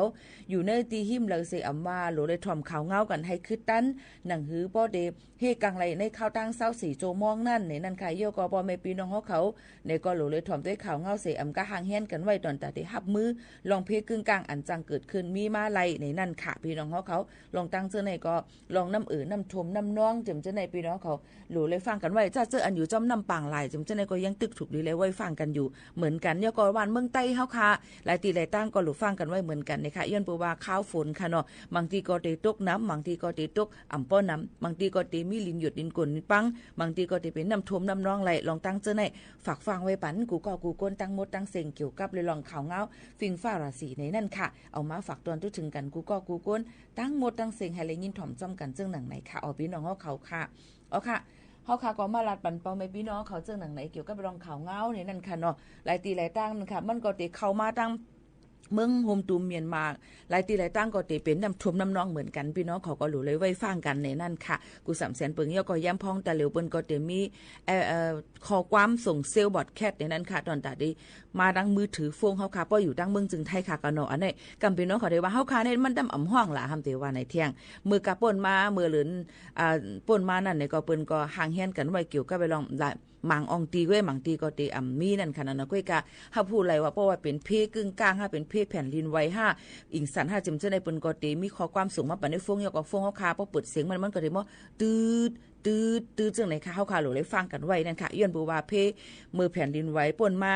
เฮ็ดให้มีลองลู่ซุ่มตั้งนำตั้งหลายตีหลายตั้งเอามาได้เป็นเมืองโฮมตุมเมียนมาเอามาได้เป็นตั้งเมืองไทยหลายตีค่ะเนาะยก็ย้ำพ้องแต่เหลียวก็เพ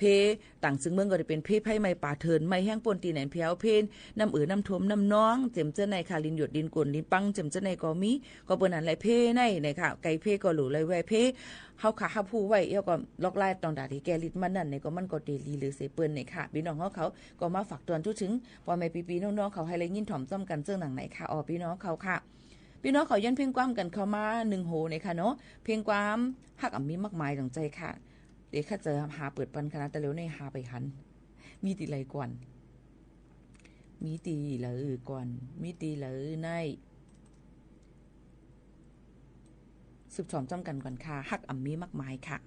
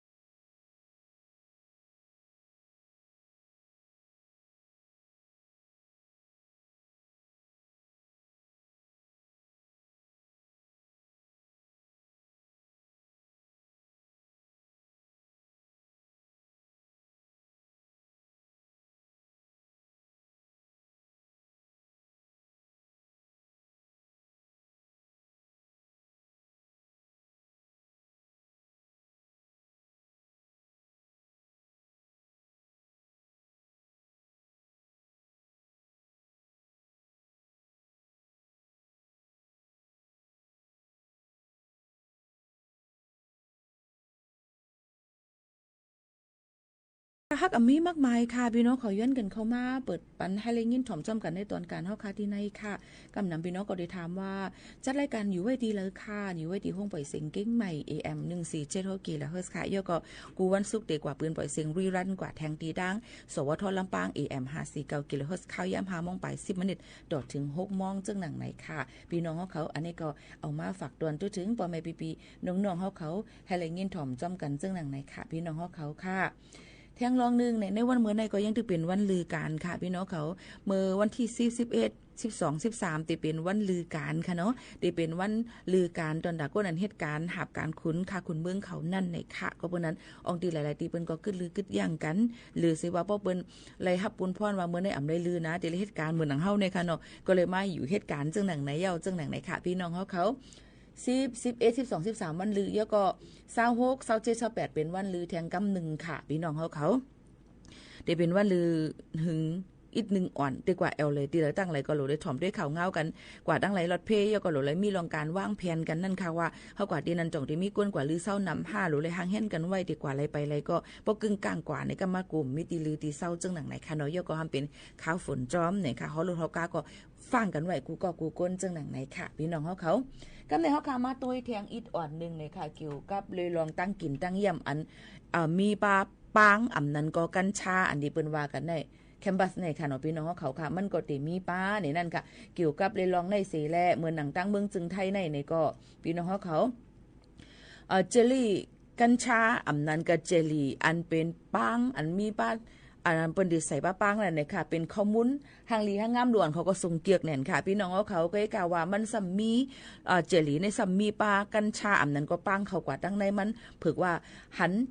ทางลีทางงามด่วนก็เพราะว่าถามว่าเป็นตั้งกินเหมือนเก่านั่นค่ะนะก้อยกามันซ้ำหูเสียวแหละเอามากินในจึงเนี่ยค่ะถึงอาศักสายใจไหลในนั่นค่ะก็เปื้อนนั้นลองตั้งเจ้าในลีกูเนี่ยนะคะพ่อแม่พี่น้องเขาก็หลูเลยรู้รวมด้วยถึงลูกหลานเนาะค่ะในนั่นค่ะเนาะหนังหือ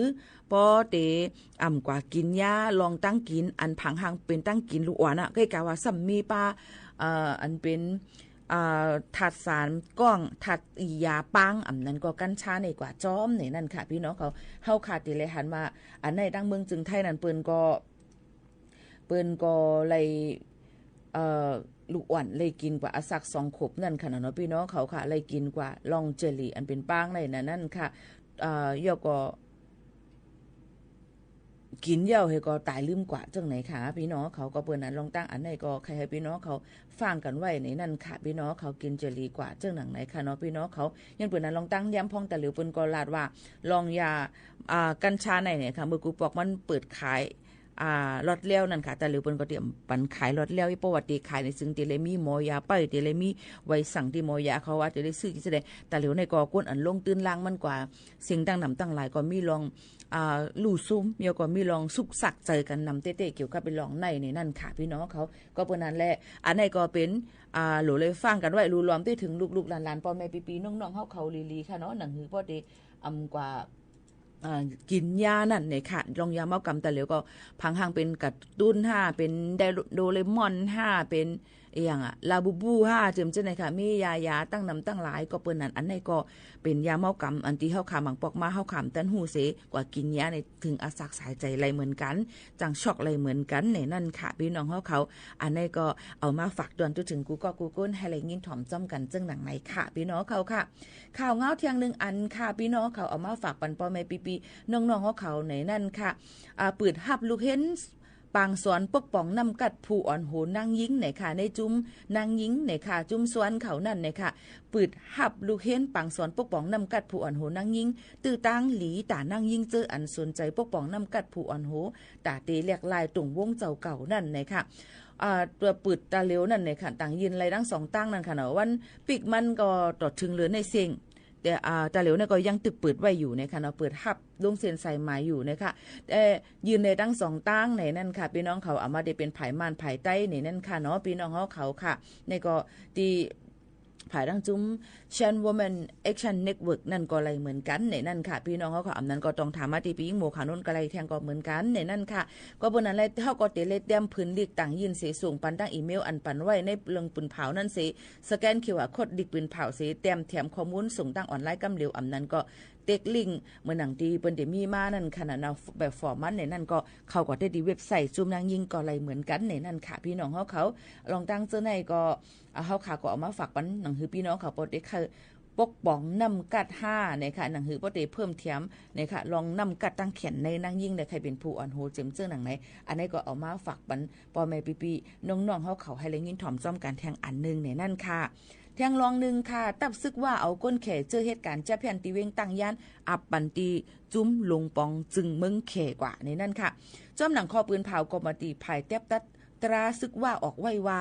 ไล่เอาตัวก้นเมืองแข66ก็อันเหตุการณ์แจ้แผ่นเลียนกินเงินเนื้อออนไลน์ตีเวงตั้งย่านเมืองไตปอดของนั่นเสอาปันตีลงปองจึงเมืองแขเมื่อวันที่1เดือน7 2แห่งปลาย25นั่น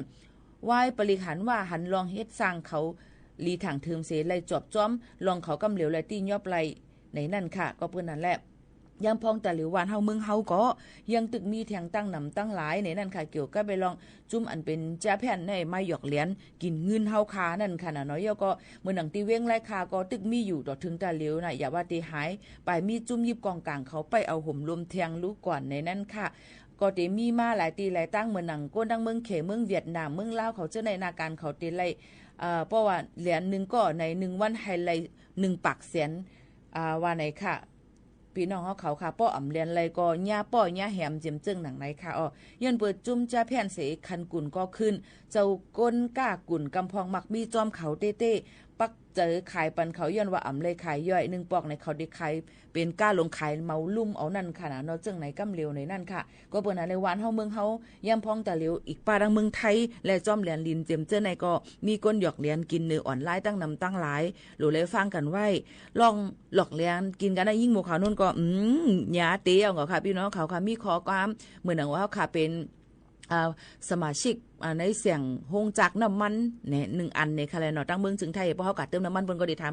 มีบัตรสมาชิกมั้ยครับเนี่ยไหนเพิ่นเฮาก็ได้รัดว่าปึกะเฮาก็ได้ไล่เฮาก็ได้มีมาว่าเฮาได้ไล่มาดมันก็คือเฮาก็ขึ้นกันแลกเป็นน้ำมันใส่กามาจอมกามันไหลจังไหนดองใจค่ะกำไหนมันก็มีข้อความส่งมามีป้าลิงเห็นว่าคะแนนสูในไว้ปั๊มน้ำมันสูนั่นน่ะมันเต็มหมดอายุให้แลกโคตรโคของขวัญเจ้าในไรเนี่ยค่ะว่าเผื่อก็ไม่ถามด้วยคนที่เห็นว่ามันเจอในปีนี่ค่ะว่ามันหยอกเลียนกาคันกันในมันได้ขนาดก้อยจังหนังไหนค่ะย้อนเพิ่นนั่นเลยอย่าไปลาลีเจอเพ้อในนั่นขนาดก็อย่าไปลาลียุ่มเปิ้นเลยง่ายก้นอ่านเปิ้นลาดนั่นเปิ้นหมอยุ่มเปิ้นหมอลาดเนี่ยในนั่นขนาดน้อยก็ปักเจอปักตาให้เฮาบ่เลยใจในว่าอ่อนๆจำเขากว่าจังหนังไหนค่ะย่อก็บ่ได้ซื้อโคของออนไลน์ในด้วยลีๆในค่ะกำนำอย่าไปซื้อดังเฮิรนสอมค่ะนะเพราะเฮิรนสอมบางอันเพราะว่าซื้อในก็รู้เลยด้วยว่ามันสิมีกามันไว้ว่าอันนี้เป็นลองยุ่มยำแลถูกแม่นจำหนังปึงเข้าจำปึงตะระวังเด้อซื้อออนไลน์มันสิมีค่ะพี่น้องเขากำนำบ่ก็ด้วยรีวิวมันว่าเปิ้นต้องใจเต้เดี๋ยวก็ก้นต้องด้วยน้ำกำนำปกคนเด็กกับรีวิวมันเป็นนามาเทียงเปิ้นก็ขึ้นหยอกแล้วเนาะค่ะเทียงก็หลูมีหลูเลยด้วยดีลีตั้งนำตั้งลายอย่าไปซื้อของผ่านเฮิรนสอมค่ะนะพี่น้องเขากำนำมันได้ถูกหยอกแล้วเนี่ยค่ะซื้อเมี่ยงเลยเมี่ยวเนี่ยค่ะเนาะพี่น้องเขาเดี๋ยวก็แคปตีนว่าซื้อโคว่าให้ลงตื้นล่างปันเหตุการณ์ที่เฮิรนก็ไล่ว่าเจียมเจ้าในมันหยอกแล้วค่ะเนาะก็เปิ้นนั้นพี่น้องเขาหลูเลยฟังกันไว้จ้อมในนั่นค่ะเดี๋ยวก็บ่ได้ซื้อของหลูเลยด้วยว่าบ่เป็นหลายๆแอปพลิเคชันมันก็สิมีว่ามอ5อันนั้นก็ยุ่มยำไล่5รีวิวมันเป็นจังในด้วยดีๆจ่องไกซื้ออย่าไปหมั่งเกอว่าคาเลกาขันถูกก้วยนี่นั่นค่ะก็เบิ่นนั้นบางอันก็กาคันลีเจมเส้นน่ะอย่าไปยุ่งก้วยตาเหลียวโคของเครื่องใจก็ปอมานำนะเอามาได้เป็นแบรนด์ตะซิกอันกาคันใหญ่กาคันลงจังได๋ก็เปิ้นก็ตียอบกันสุดเซ็งเสปอกในค่ะเนาะก็เปิ้นนั้นพี่น้องเขาโหลเลยวนสอนด้วยลีๆนะคะของลิมปอกของป้อมลีมังปอกมากก็ติดใจอยู่ก้วยกาบางอันมาก็เป็นอันเต้มันอยู่ในนั่นค่ะมันปลอมกันเลยง่ายเนี่ยนะคะตาเหลียวในลอกลายมาในไข่ไก่ก็ยังปลอมข้าวสารยังปลอมค่ะพี่น้องเขาก็เปิ้นนั้นก้นกับคังไข่ปอมมาลอยๆค่ะมังก็ในค่ะเนาะตากะปานตะเหลียวในเมยเอาเมยเทียงเมืองใหม่ๆได้ห่างดีสภาวะอยู่ค่ะเนาะเมกะเมมาก็มากันในก็หลุดขึ้นให้ไหนตาเขาเนี่ยก็หลูเฮ็ดในว่ะมีจันเหลียวว่าหลูเฮ็ด2จันว่ะเนาะคู่หนังในไปลีก็เฮ็ดนางก้างไปแหลมดีก็มังใส่หน้ากันในมันหย่อนมันห้อยในก็มังตึดใส่แทงให้ในเฮ็ดกะเฮ็ดมายุ่มค่ะแล้วพี่น้องเขาใครฮู้ก็มังก็ในเปิ้นห้องว่าเสพติดอันนั้นก็ติดจ้อยมันนำน่ะมังก็เฮ็ดเอาห่างลีค่ะพี่น้องเขามันก็เฮ็ดเอาห่างหลี เปาะอย่าไปใครเฮ็ดแทงมันก็เฮ็ดเอาเขาใครเฮ็ดแทงดิติ๊ก1เดือนหรือกว่า1ปอกเฮ็ดไหนดิติ๊กคำป้ออาซุปป้อมใครไหลอยู่ป้อมใครไหลตองใจมันก็ลัดกว่ามันไหลอ่ะก็เบิ่นั้นเฮาโหลไหลเป้งป้ออันที่เฮ็ดให้มันห่างลีแล้วนี่ค่ะอย่าไปเฮ็ดหนาป่นตีไหนเพียวมันได้หยาบค่ะเนาะพี่น้องเขาอันไหนก็ย้อนฝากฟังไว้ปันกูก็นี่นั่นค่ะลองใจจับจอยมันจังนั้นจังไหนมันก็ตื่นมีมานั่นค่ะไหลเนาะพี่น้องเขาค่ะก็ฝากฟังไว้ปันพี่น้องเขาจังหนังไหนค่ะอ๋อถ่อมด้วยทางนึงเพ่งความออกมาฝากปันพี่น้องเขาให้ได้ยินถ่อมค่ะหมากหมู่แก่หิบค่ะ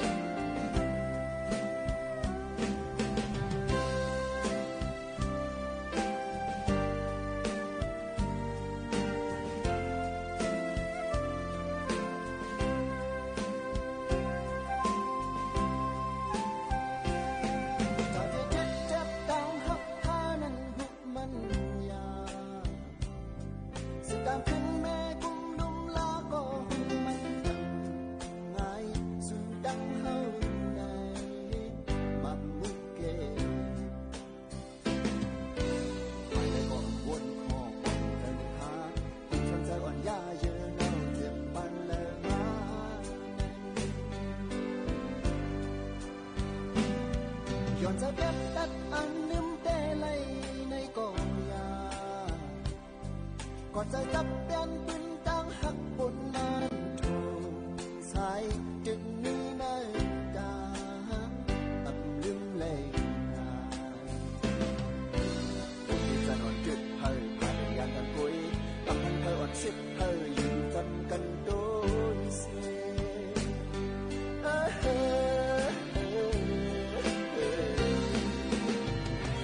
ตามเรือในเพื่อฮักผู้ของมันทำง่ายอำจางดินไหลอำจางกำไรชื่อดังเฮาใน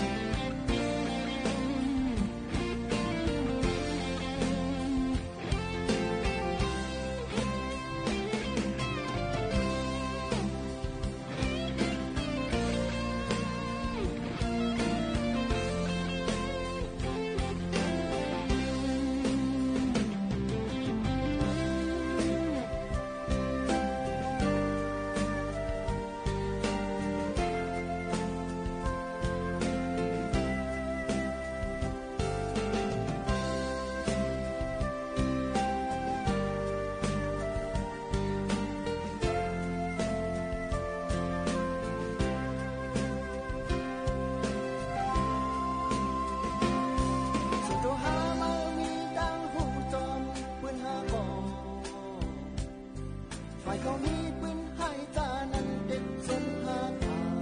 ดกันไล่ดึงไล่ยานอับวนคอมันวันนั้นคือส่วนที่เขาโดยทำให้โมอยู่ในน้องแห่งดีจังที่โกย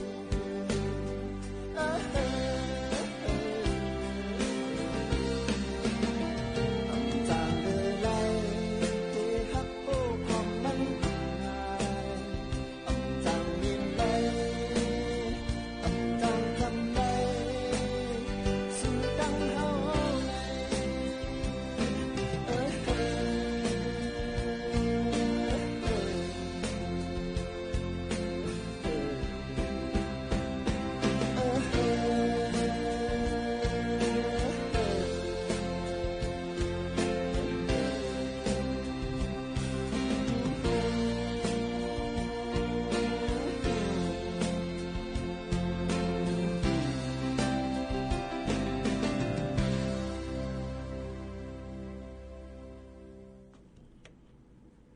อ๋อค่ะยินชมค่ะโนใจเนี่ยค่ะเฮือนสอมค่ะว่าฝนตก กูวันอยู่5ปีเมืองไทยอยู่เมืองเคเซทอมอยู่ค่ะ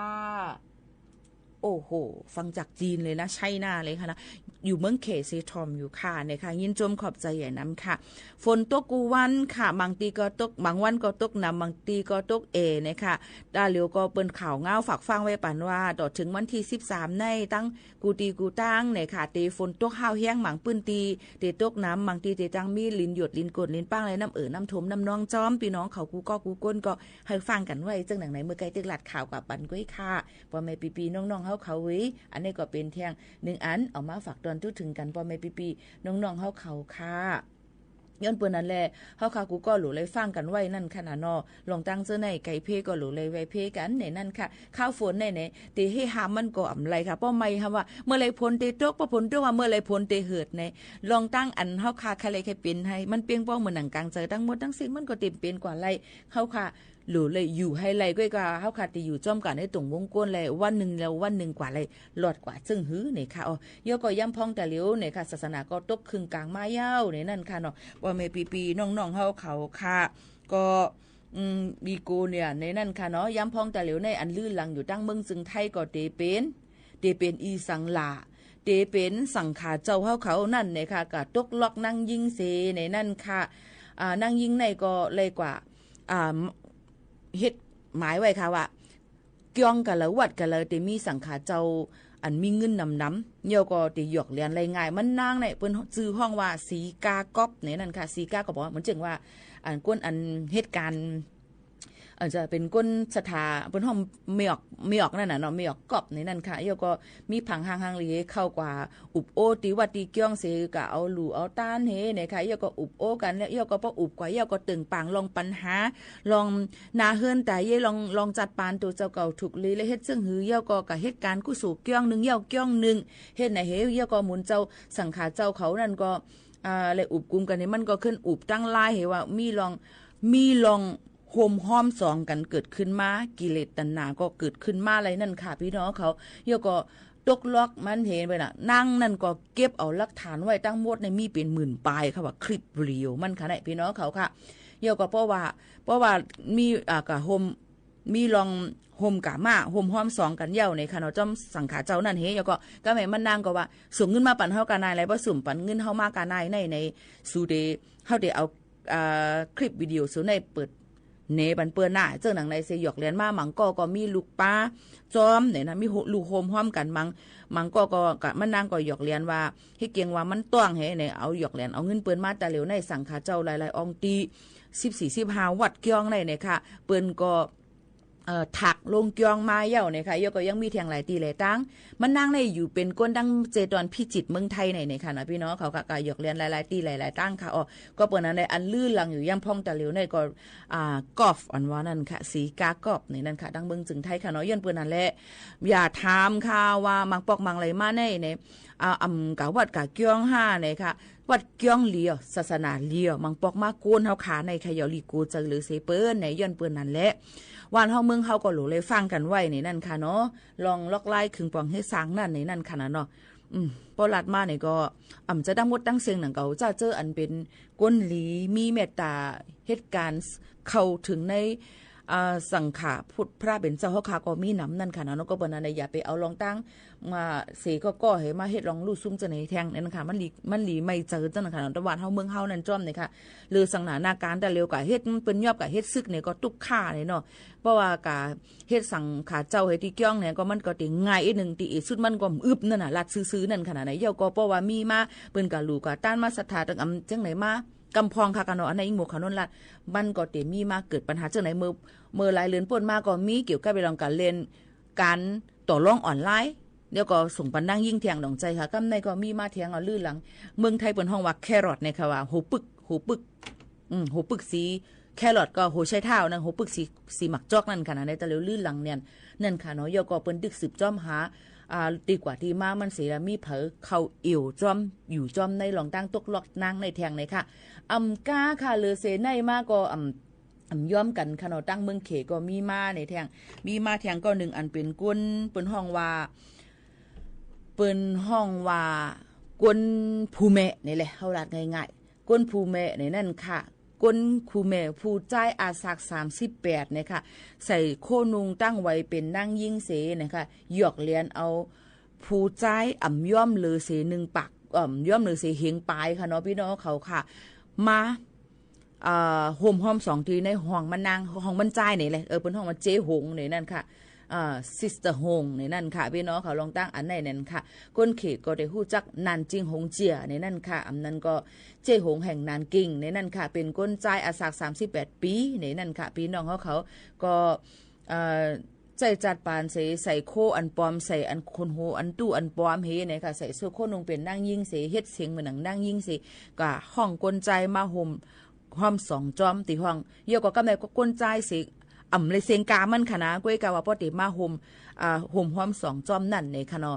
มันนางก็ติเลยว่าเอาอันโคของติดไม้ติดมือมาตั้งกินดังยำมาปั่นจอมนั่งได้ว่ามาตูละลายก้วยนี่นั่นค่ะเยอะก็มันนางก็ตั้งกล่องถ่ายไว้เห็นหลักถ่ายคลิปกลใจกูก็อันมันนั่งเลยห่มรับนอนจอมนั่นแทงเยาก็เป็นตีลื่นหลังเยาก็ย่างพ่องแต่เหลียวดังเมืองเขเปิ้นก็เอาตามตั้งพิษมันใจภูมิในกว่าเจหงอันว่าในกว่าเยาในนั่นค่ะเยาก็ลื่นชุดเปิ้นกับกด7ด้วยว่าก้นใจตา3ก็อันยำกับห่มรับนอนห่มหอม2จอมเจหงอันเป็นภูมิในค่ะเนาะติดเจอ HIV AIDS กะเย้าในนั่นค่ะพี่น้องเขา3เกาะในนั่นค่ะเนาะย้อนเปิ้นนั้นอำฮู้ว่าก้นสงเกียกเจอในอำฮู้เตหาพี่หมูก็วนอำฮู้เตหาว่ามันเป็นก้นจ่ายอำนั้นก็สงเกียกลองโฮมห้อม2อันเปียกปึงกันหื้อจังไหนก็ดีจังมีไหลนั่นค่ะเนาะเป็นเฮงปลายพี่น้องเขาวนด้วยค่ะลูกลีกูเนี่ยในค่ะเราจัดการตะเหลียวในลีกูนั่นล่ามเลยใจก้นไหลค่ะพี่น้องเขาตะเหลียวในหลูเลยฟังกันไว้กูสำแสนเปิงเขาค่ะเนาะข่าวก็มีมากูสำแสนเปิงเขาค่ะตะเหลียวในเอาหรือเลยฟังกันไว้กูก้นนั่นค่ะเนาะก็มาฝากไว้ปั่นพี่น้องเขาเจ้าหนังไหนค่ะถมได้เพียงความมันหูถูกใจ1หูกันกว่าในค่ะเพียงความอันนี้ย้อนกันเข้ามาหึงเย้าในค่ะเนาะพี่น้องเขาค่ะกลางใจก็ลูกพื้นในค่ะสืบถอมค่ะก็กับเป็นผู้หญิงห้องค่ะเนาะนางน้องนวลห้องไว้ค่ะ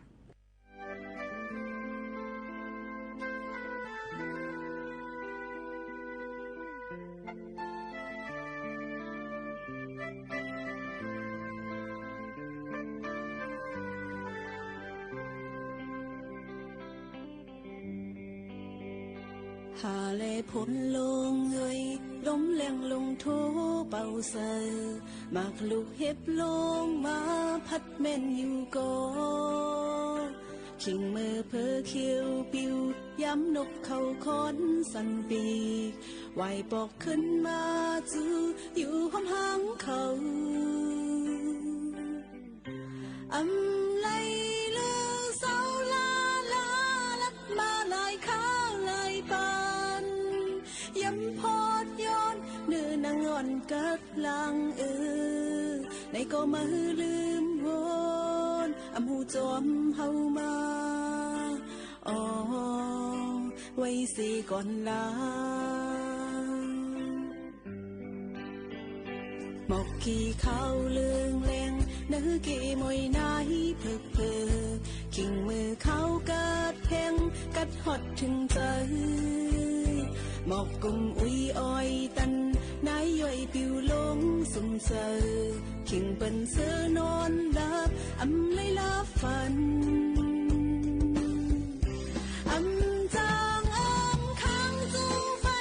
กัดปอหลังเจ็บถึงใจมังมืดโมผ้าเขียวอำต้นเลยหันไอ้ก็มาลืมบนอำหูจอมเฮามาไว้สิก่อนลา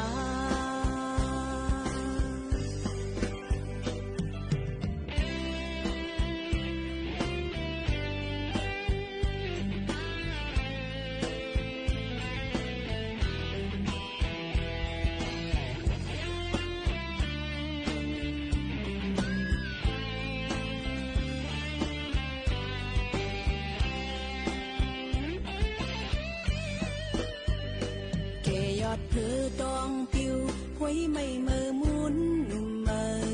หนุ่มเท่าใจยิงเสือซ้อนน้ำเย็นใจแดดไม่แข็งลงเก๋น้ำไหลปอถัดกว่าเพื่อไหลจิ้มย้ำมาตีบไม่ออกใจทอมเสียงต้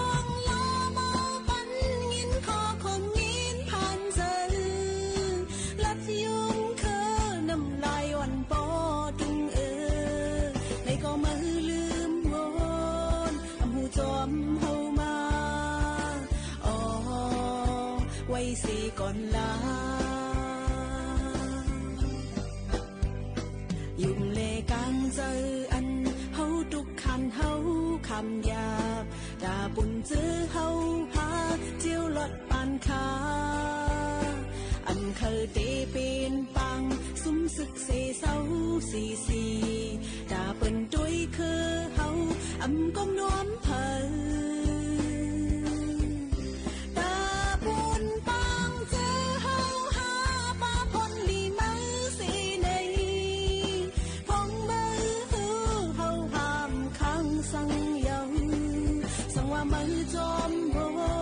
นสังว่ามือจอมเจออยู่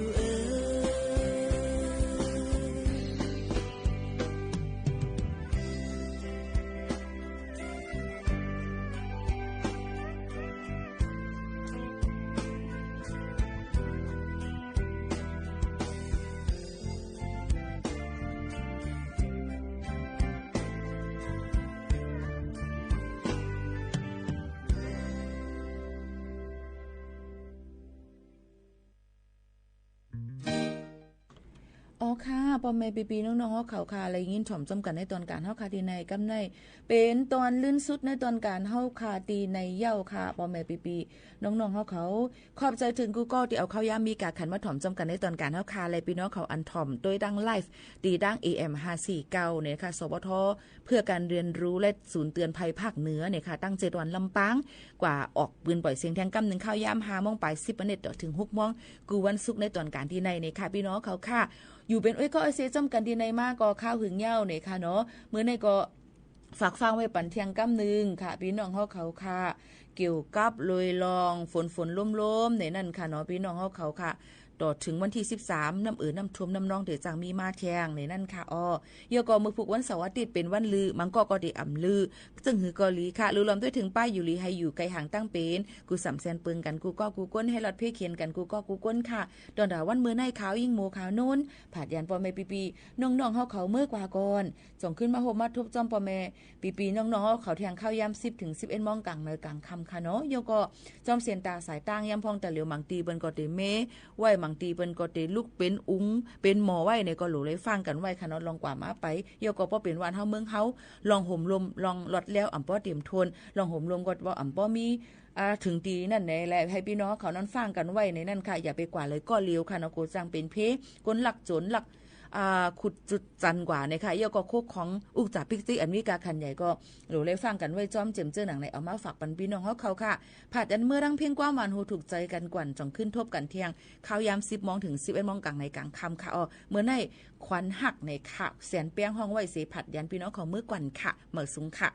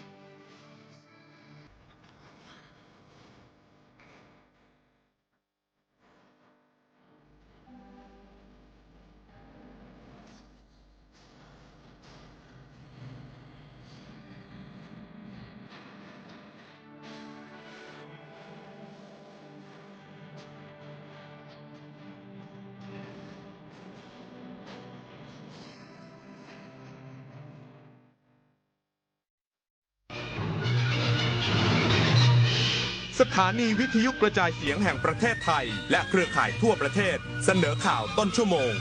รู้เร็วรู้จริงเกาะติดทุกสถานการณ์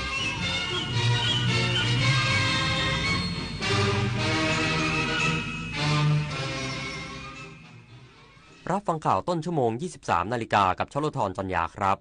รัฐมนตรีช่วยว่าการกระทรวงเกษตรและสหกรณ์พบปะกลุ่มชาวประมงในพื้นที่จังหวัดชลบุรีเร่งแก้ปัญหาสะพานท่าเรือและส่งเสริมการเพาะเลี้ยงสัตว์น้ำอีกสักครู่กลับมาติดตามรายละเอียดครับคนไทยรักสุขภาพฟังทางนี้ขอเชิญร่วมออกกำลังกายสร้างสังคมสุขภาพดีกับโครงการแสงดำใจไทยทั้งชาติเดินวิ่งปั่นป้องกันอัมพาตครั้งที่ 11 เฉลิมพระเกียรติด้วยแนวคิดใหม่ออกกำลังกายเป็นนิสัยห่างไกลสโตรก No Stop No Stroke สมัครได้แล้ววันนี้ที่ wrb11.thai.run ถึง 31 สิงหาคม 2568 มาร่วมกันทำให้การออกกำลังกายเป็นส่วนหนึ่งในชีวิตประจำวันแล้วมาเดินวิ่งปั่นพร้อมกันทั่วประเทศ 2 พฤศจิกายนนี้อาชญากรรมออนไลน์ความท้าทายและโจทย์ใหญ่ของประชาคมอาเซียนที่ต้องผนึกกำลังกันรับมือภัยไซเบอร์ในภูมิภาคผ่านกรอบความร่วมมือสู่โรดแมพ 4P Preventing ป้องกันการแทรกซึมขององค์กรอาชญากรรม Pursuing นำคนผิดเข้าสู่กระบวนการยุติธรรม Protecting ปกป้องเหยื่อและกลุ่มเปราะบาง Promoting เสริมพลังความร่วมมือทุกระดับร่วมสร้างภูมิภาคที่ปลอดภัยไร้พรมแดนและเข้มแข็งไปด้วยกัน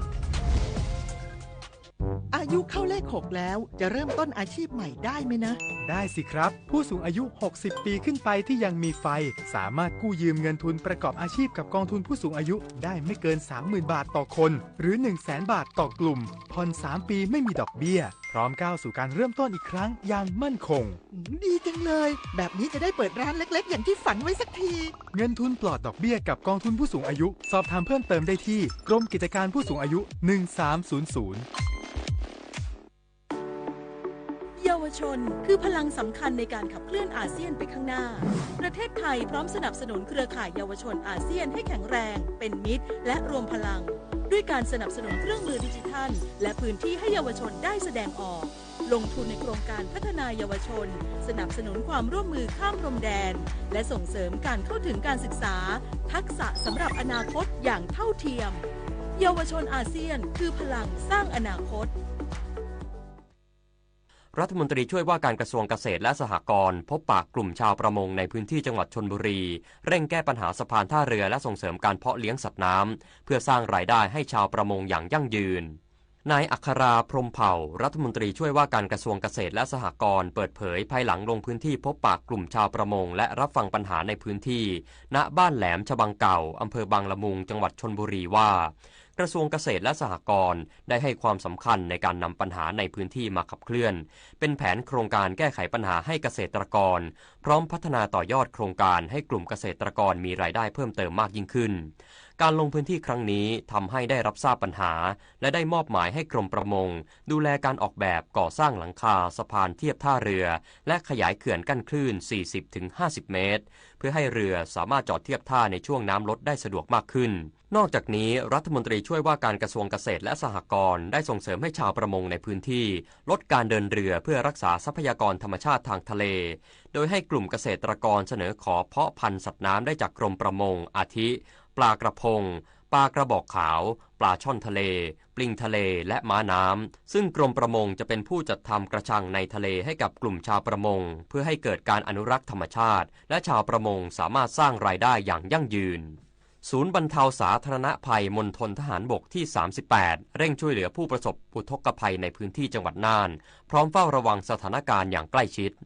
พันเอกฤทธาสุขสุวานนท์รองโฆษกกองทัพบกเปิดเผยว่าศูนย์บรรเทาสาธารณภัยมณฑลทหารบกที่38ได้จัดกำลังพลลงพื้นที่ช่วยเหลือประชาชนที่ได้รับผลกระทบจากสถานการณ์อุทกภัยในพื้นที่จังหวัดน่านโดยเฉพาะในเขตอำเภอเวียงสาและอำเภอแม่จริมซึ่งได้รับผลกระทบจากฝนตกหนักอย่างต่อเนื่องส่งผลให้เกิดน้ำป่าไหลหลากและน้ำท่วมฉับพลันในหลายพื้นที่โดยร่วมกับผู้นำชุมชนเร่งอพยพผู้ประสบภัยเคลื่อนย้ายทรัพย์สิน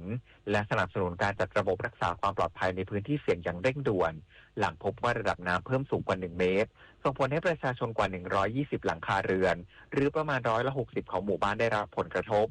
ต่อมาภายหลังระดับน้ำเริ่มลดลง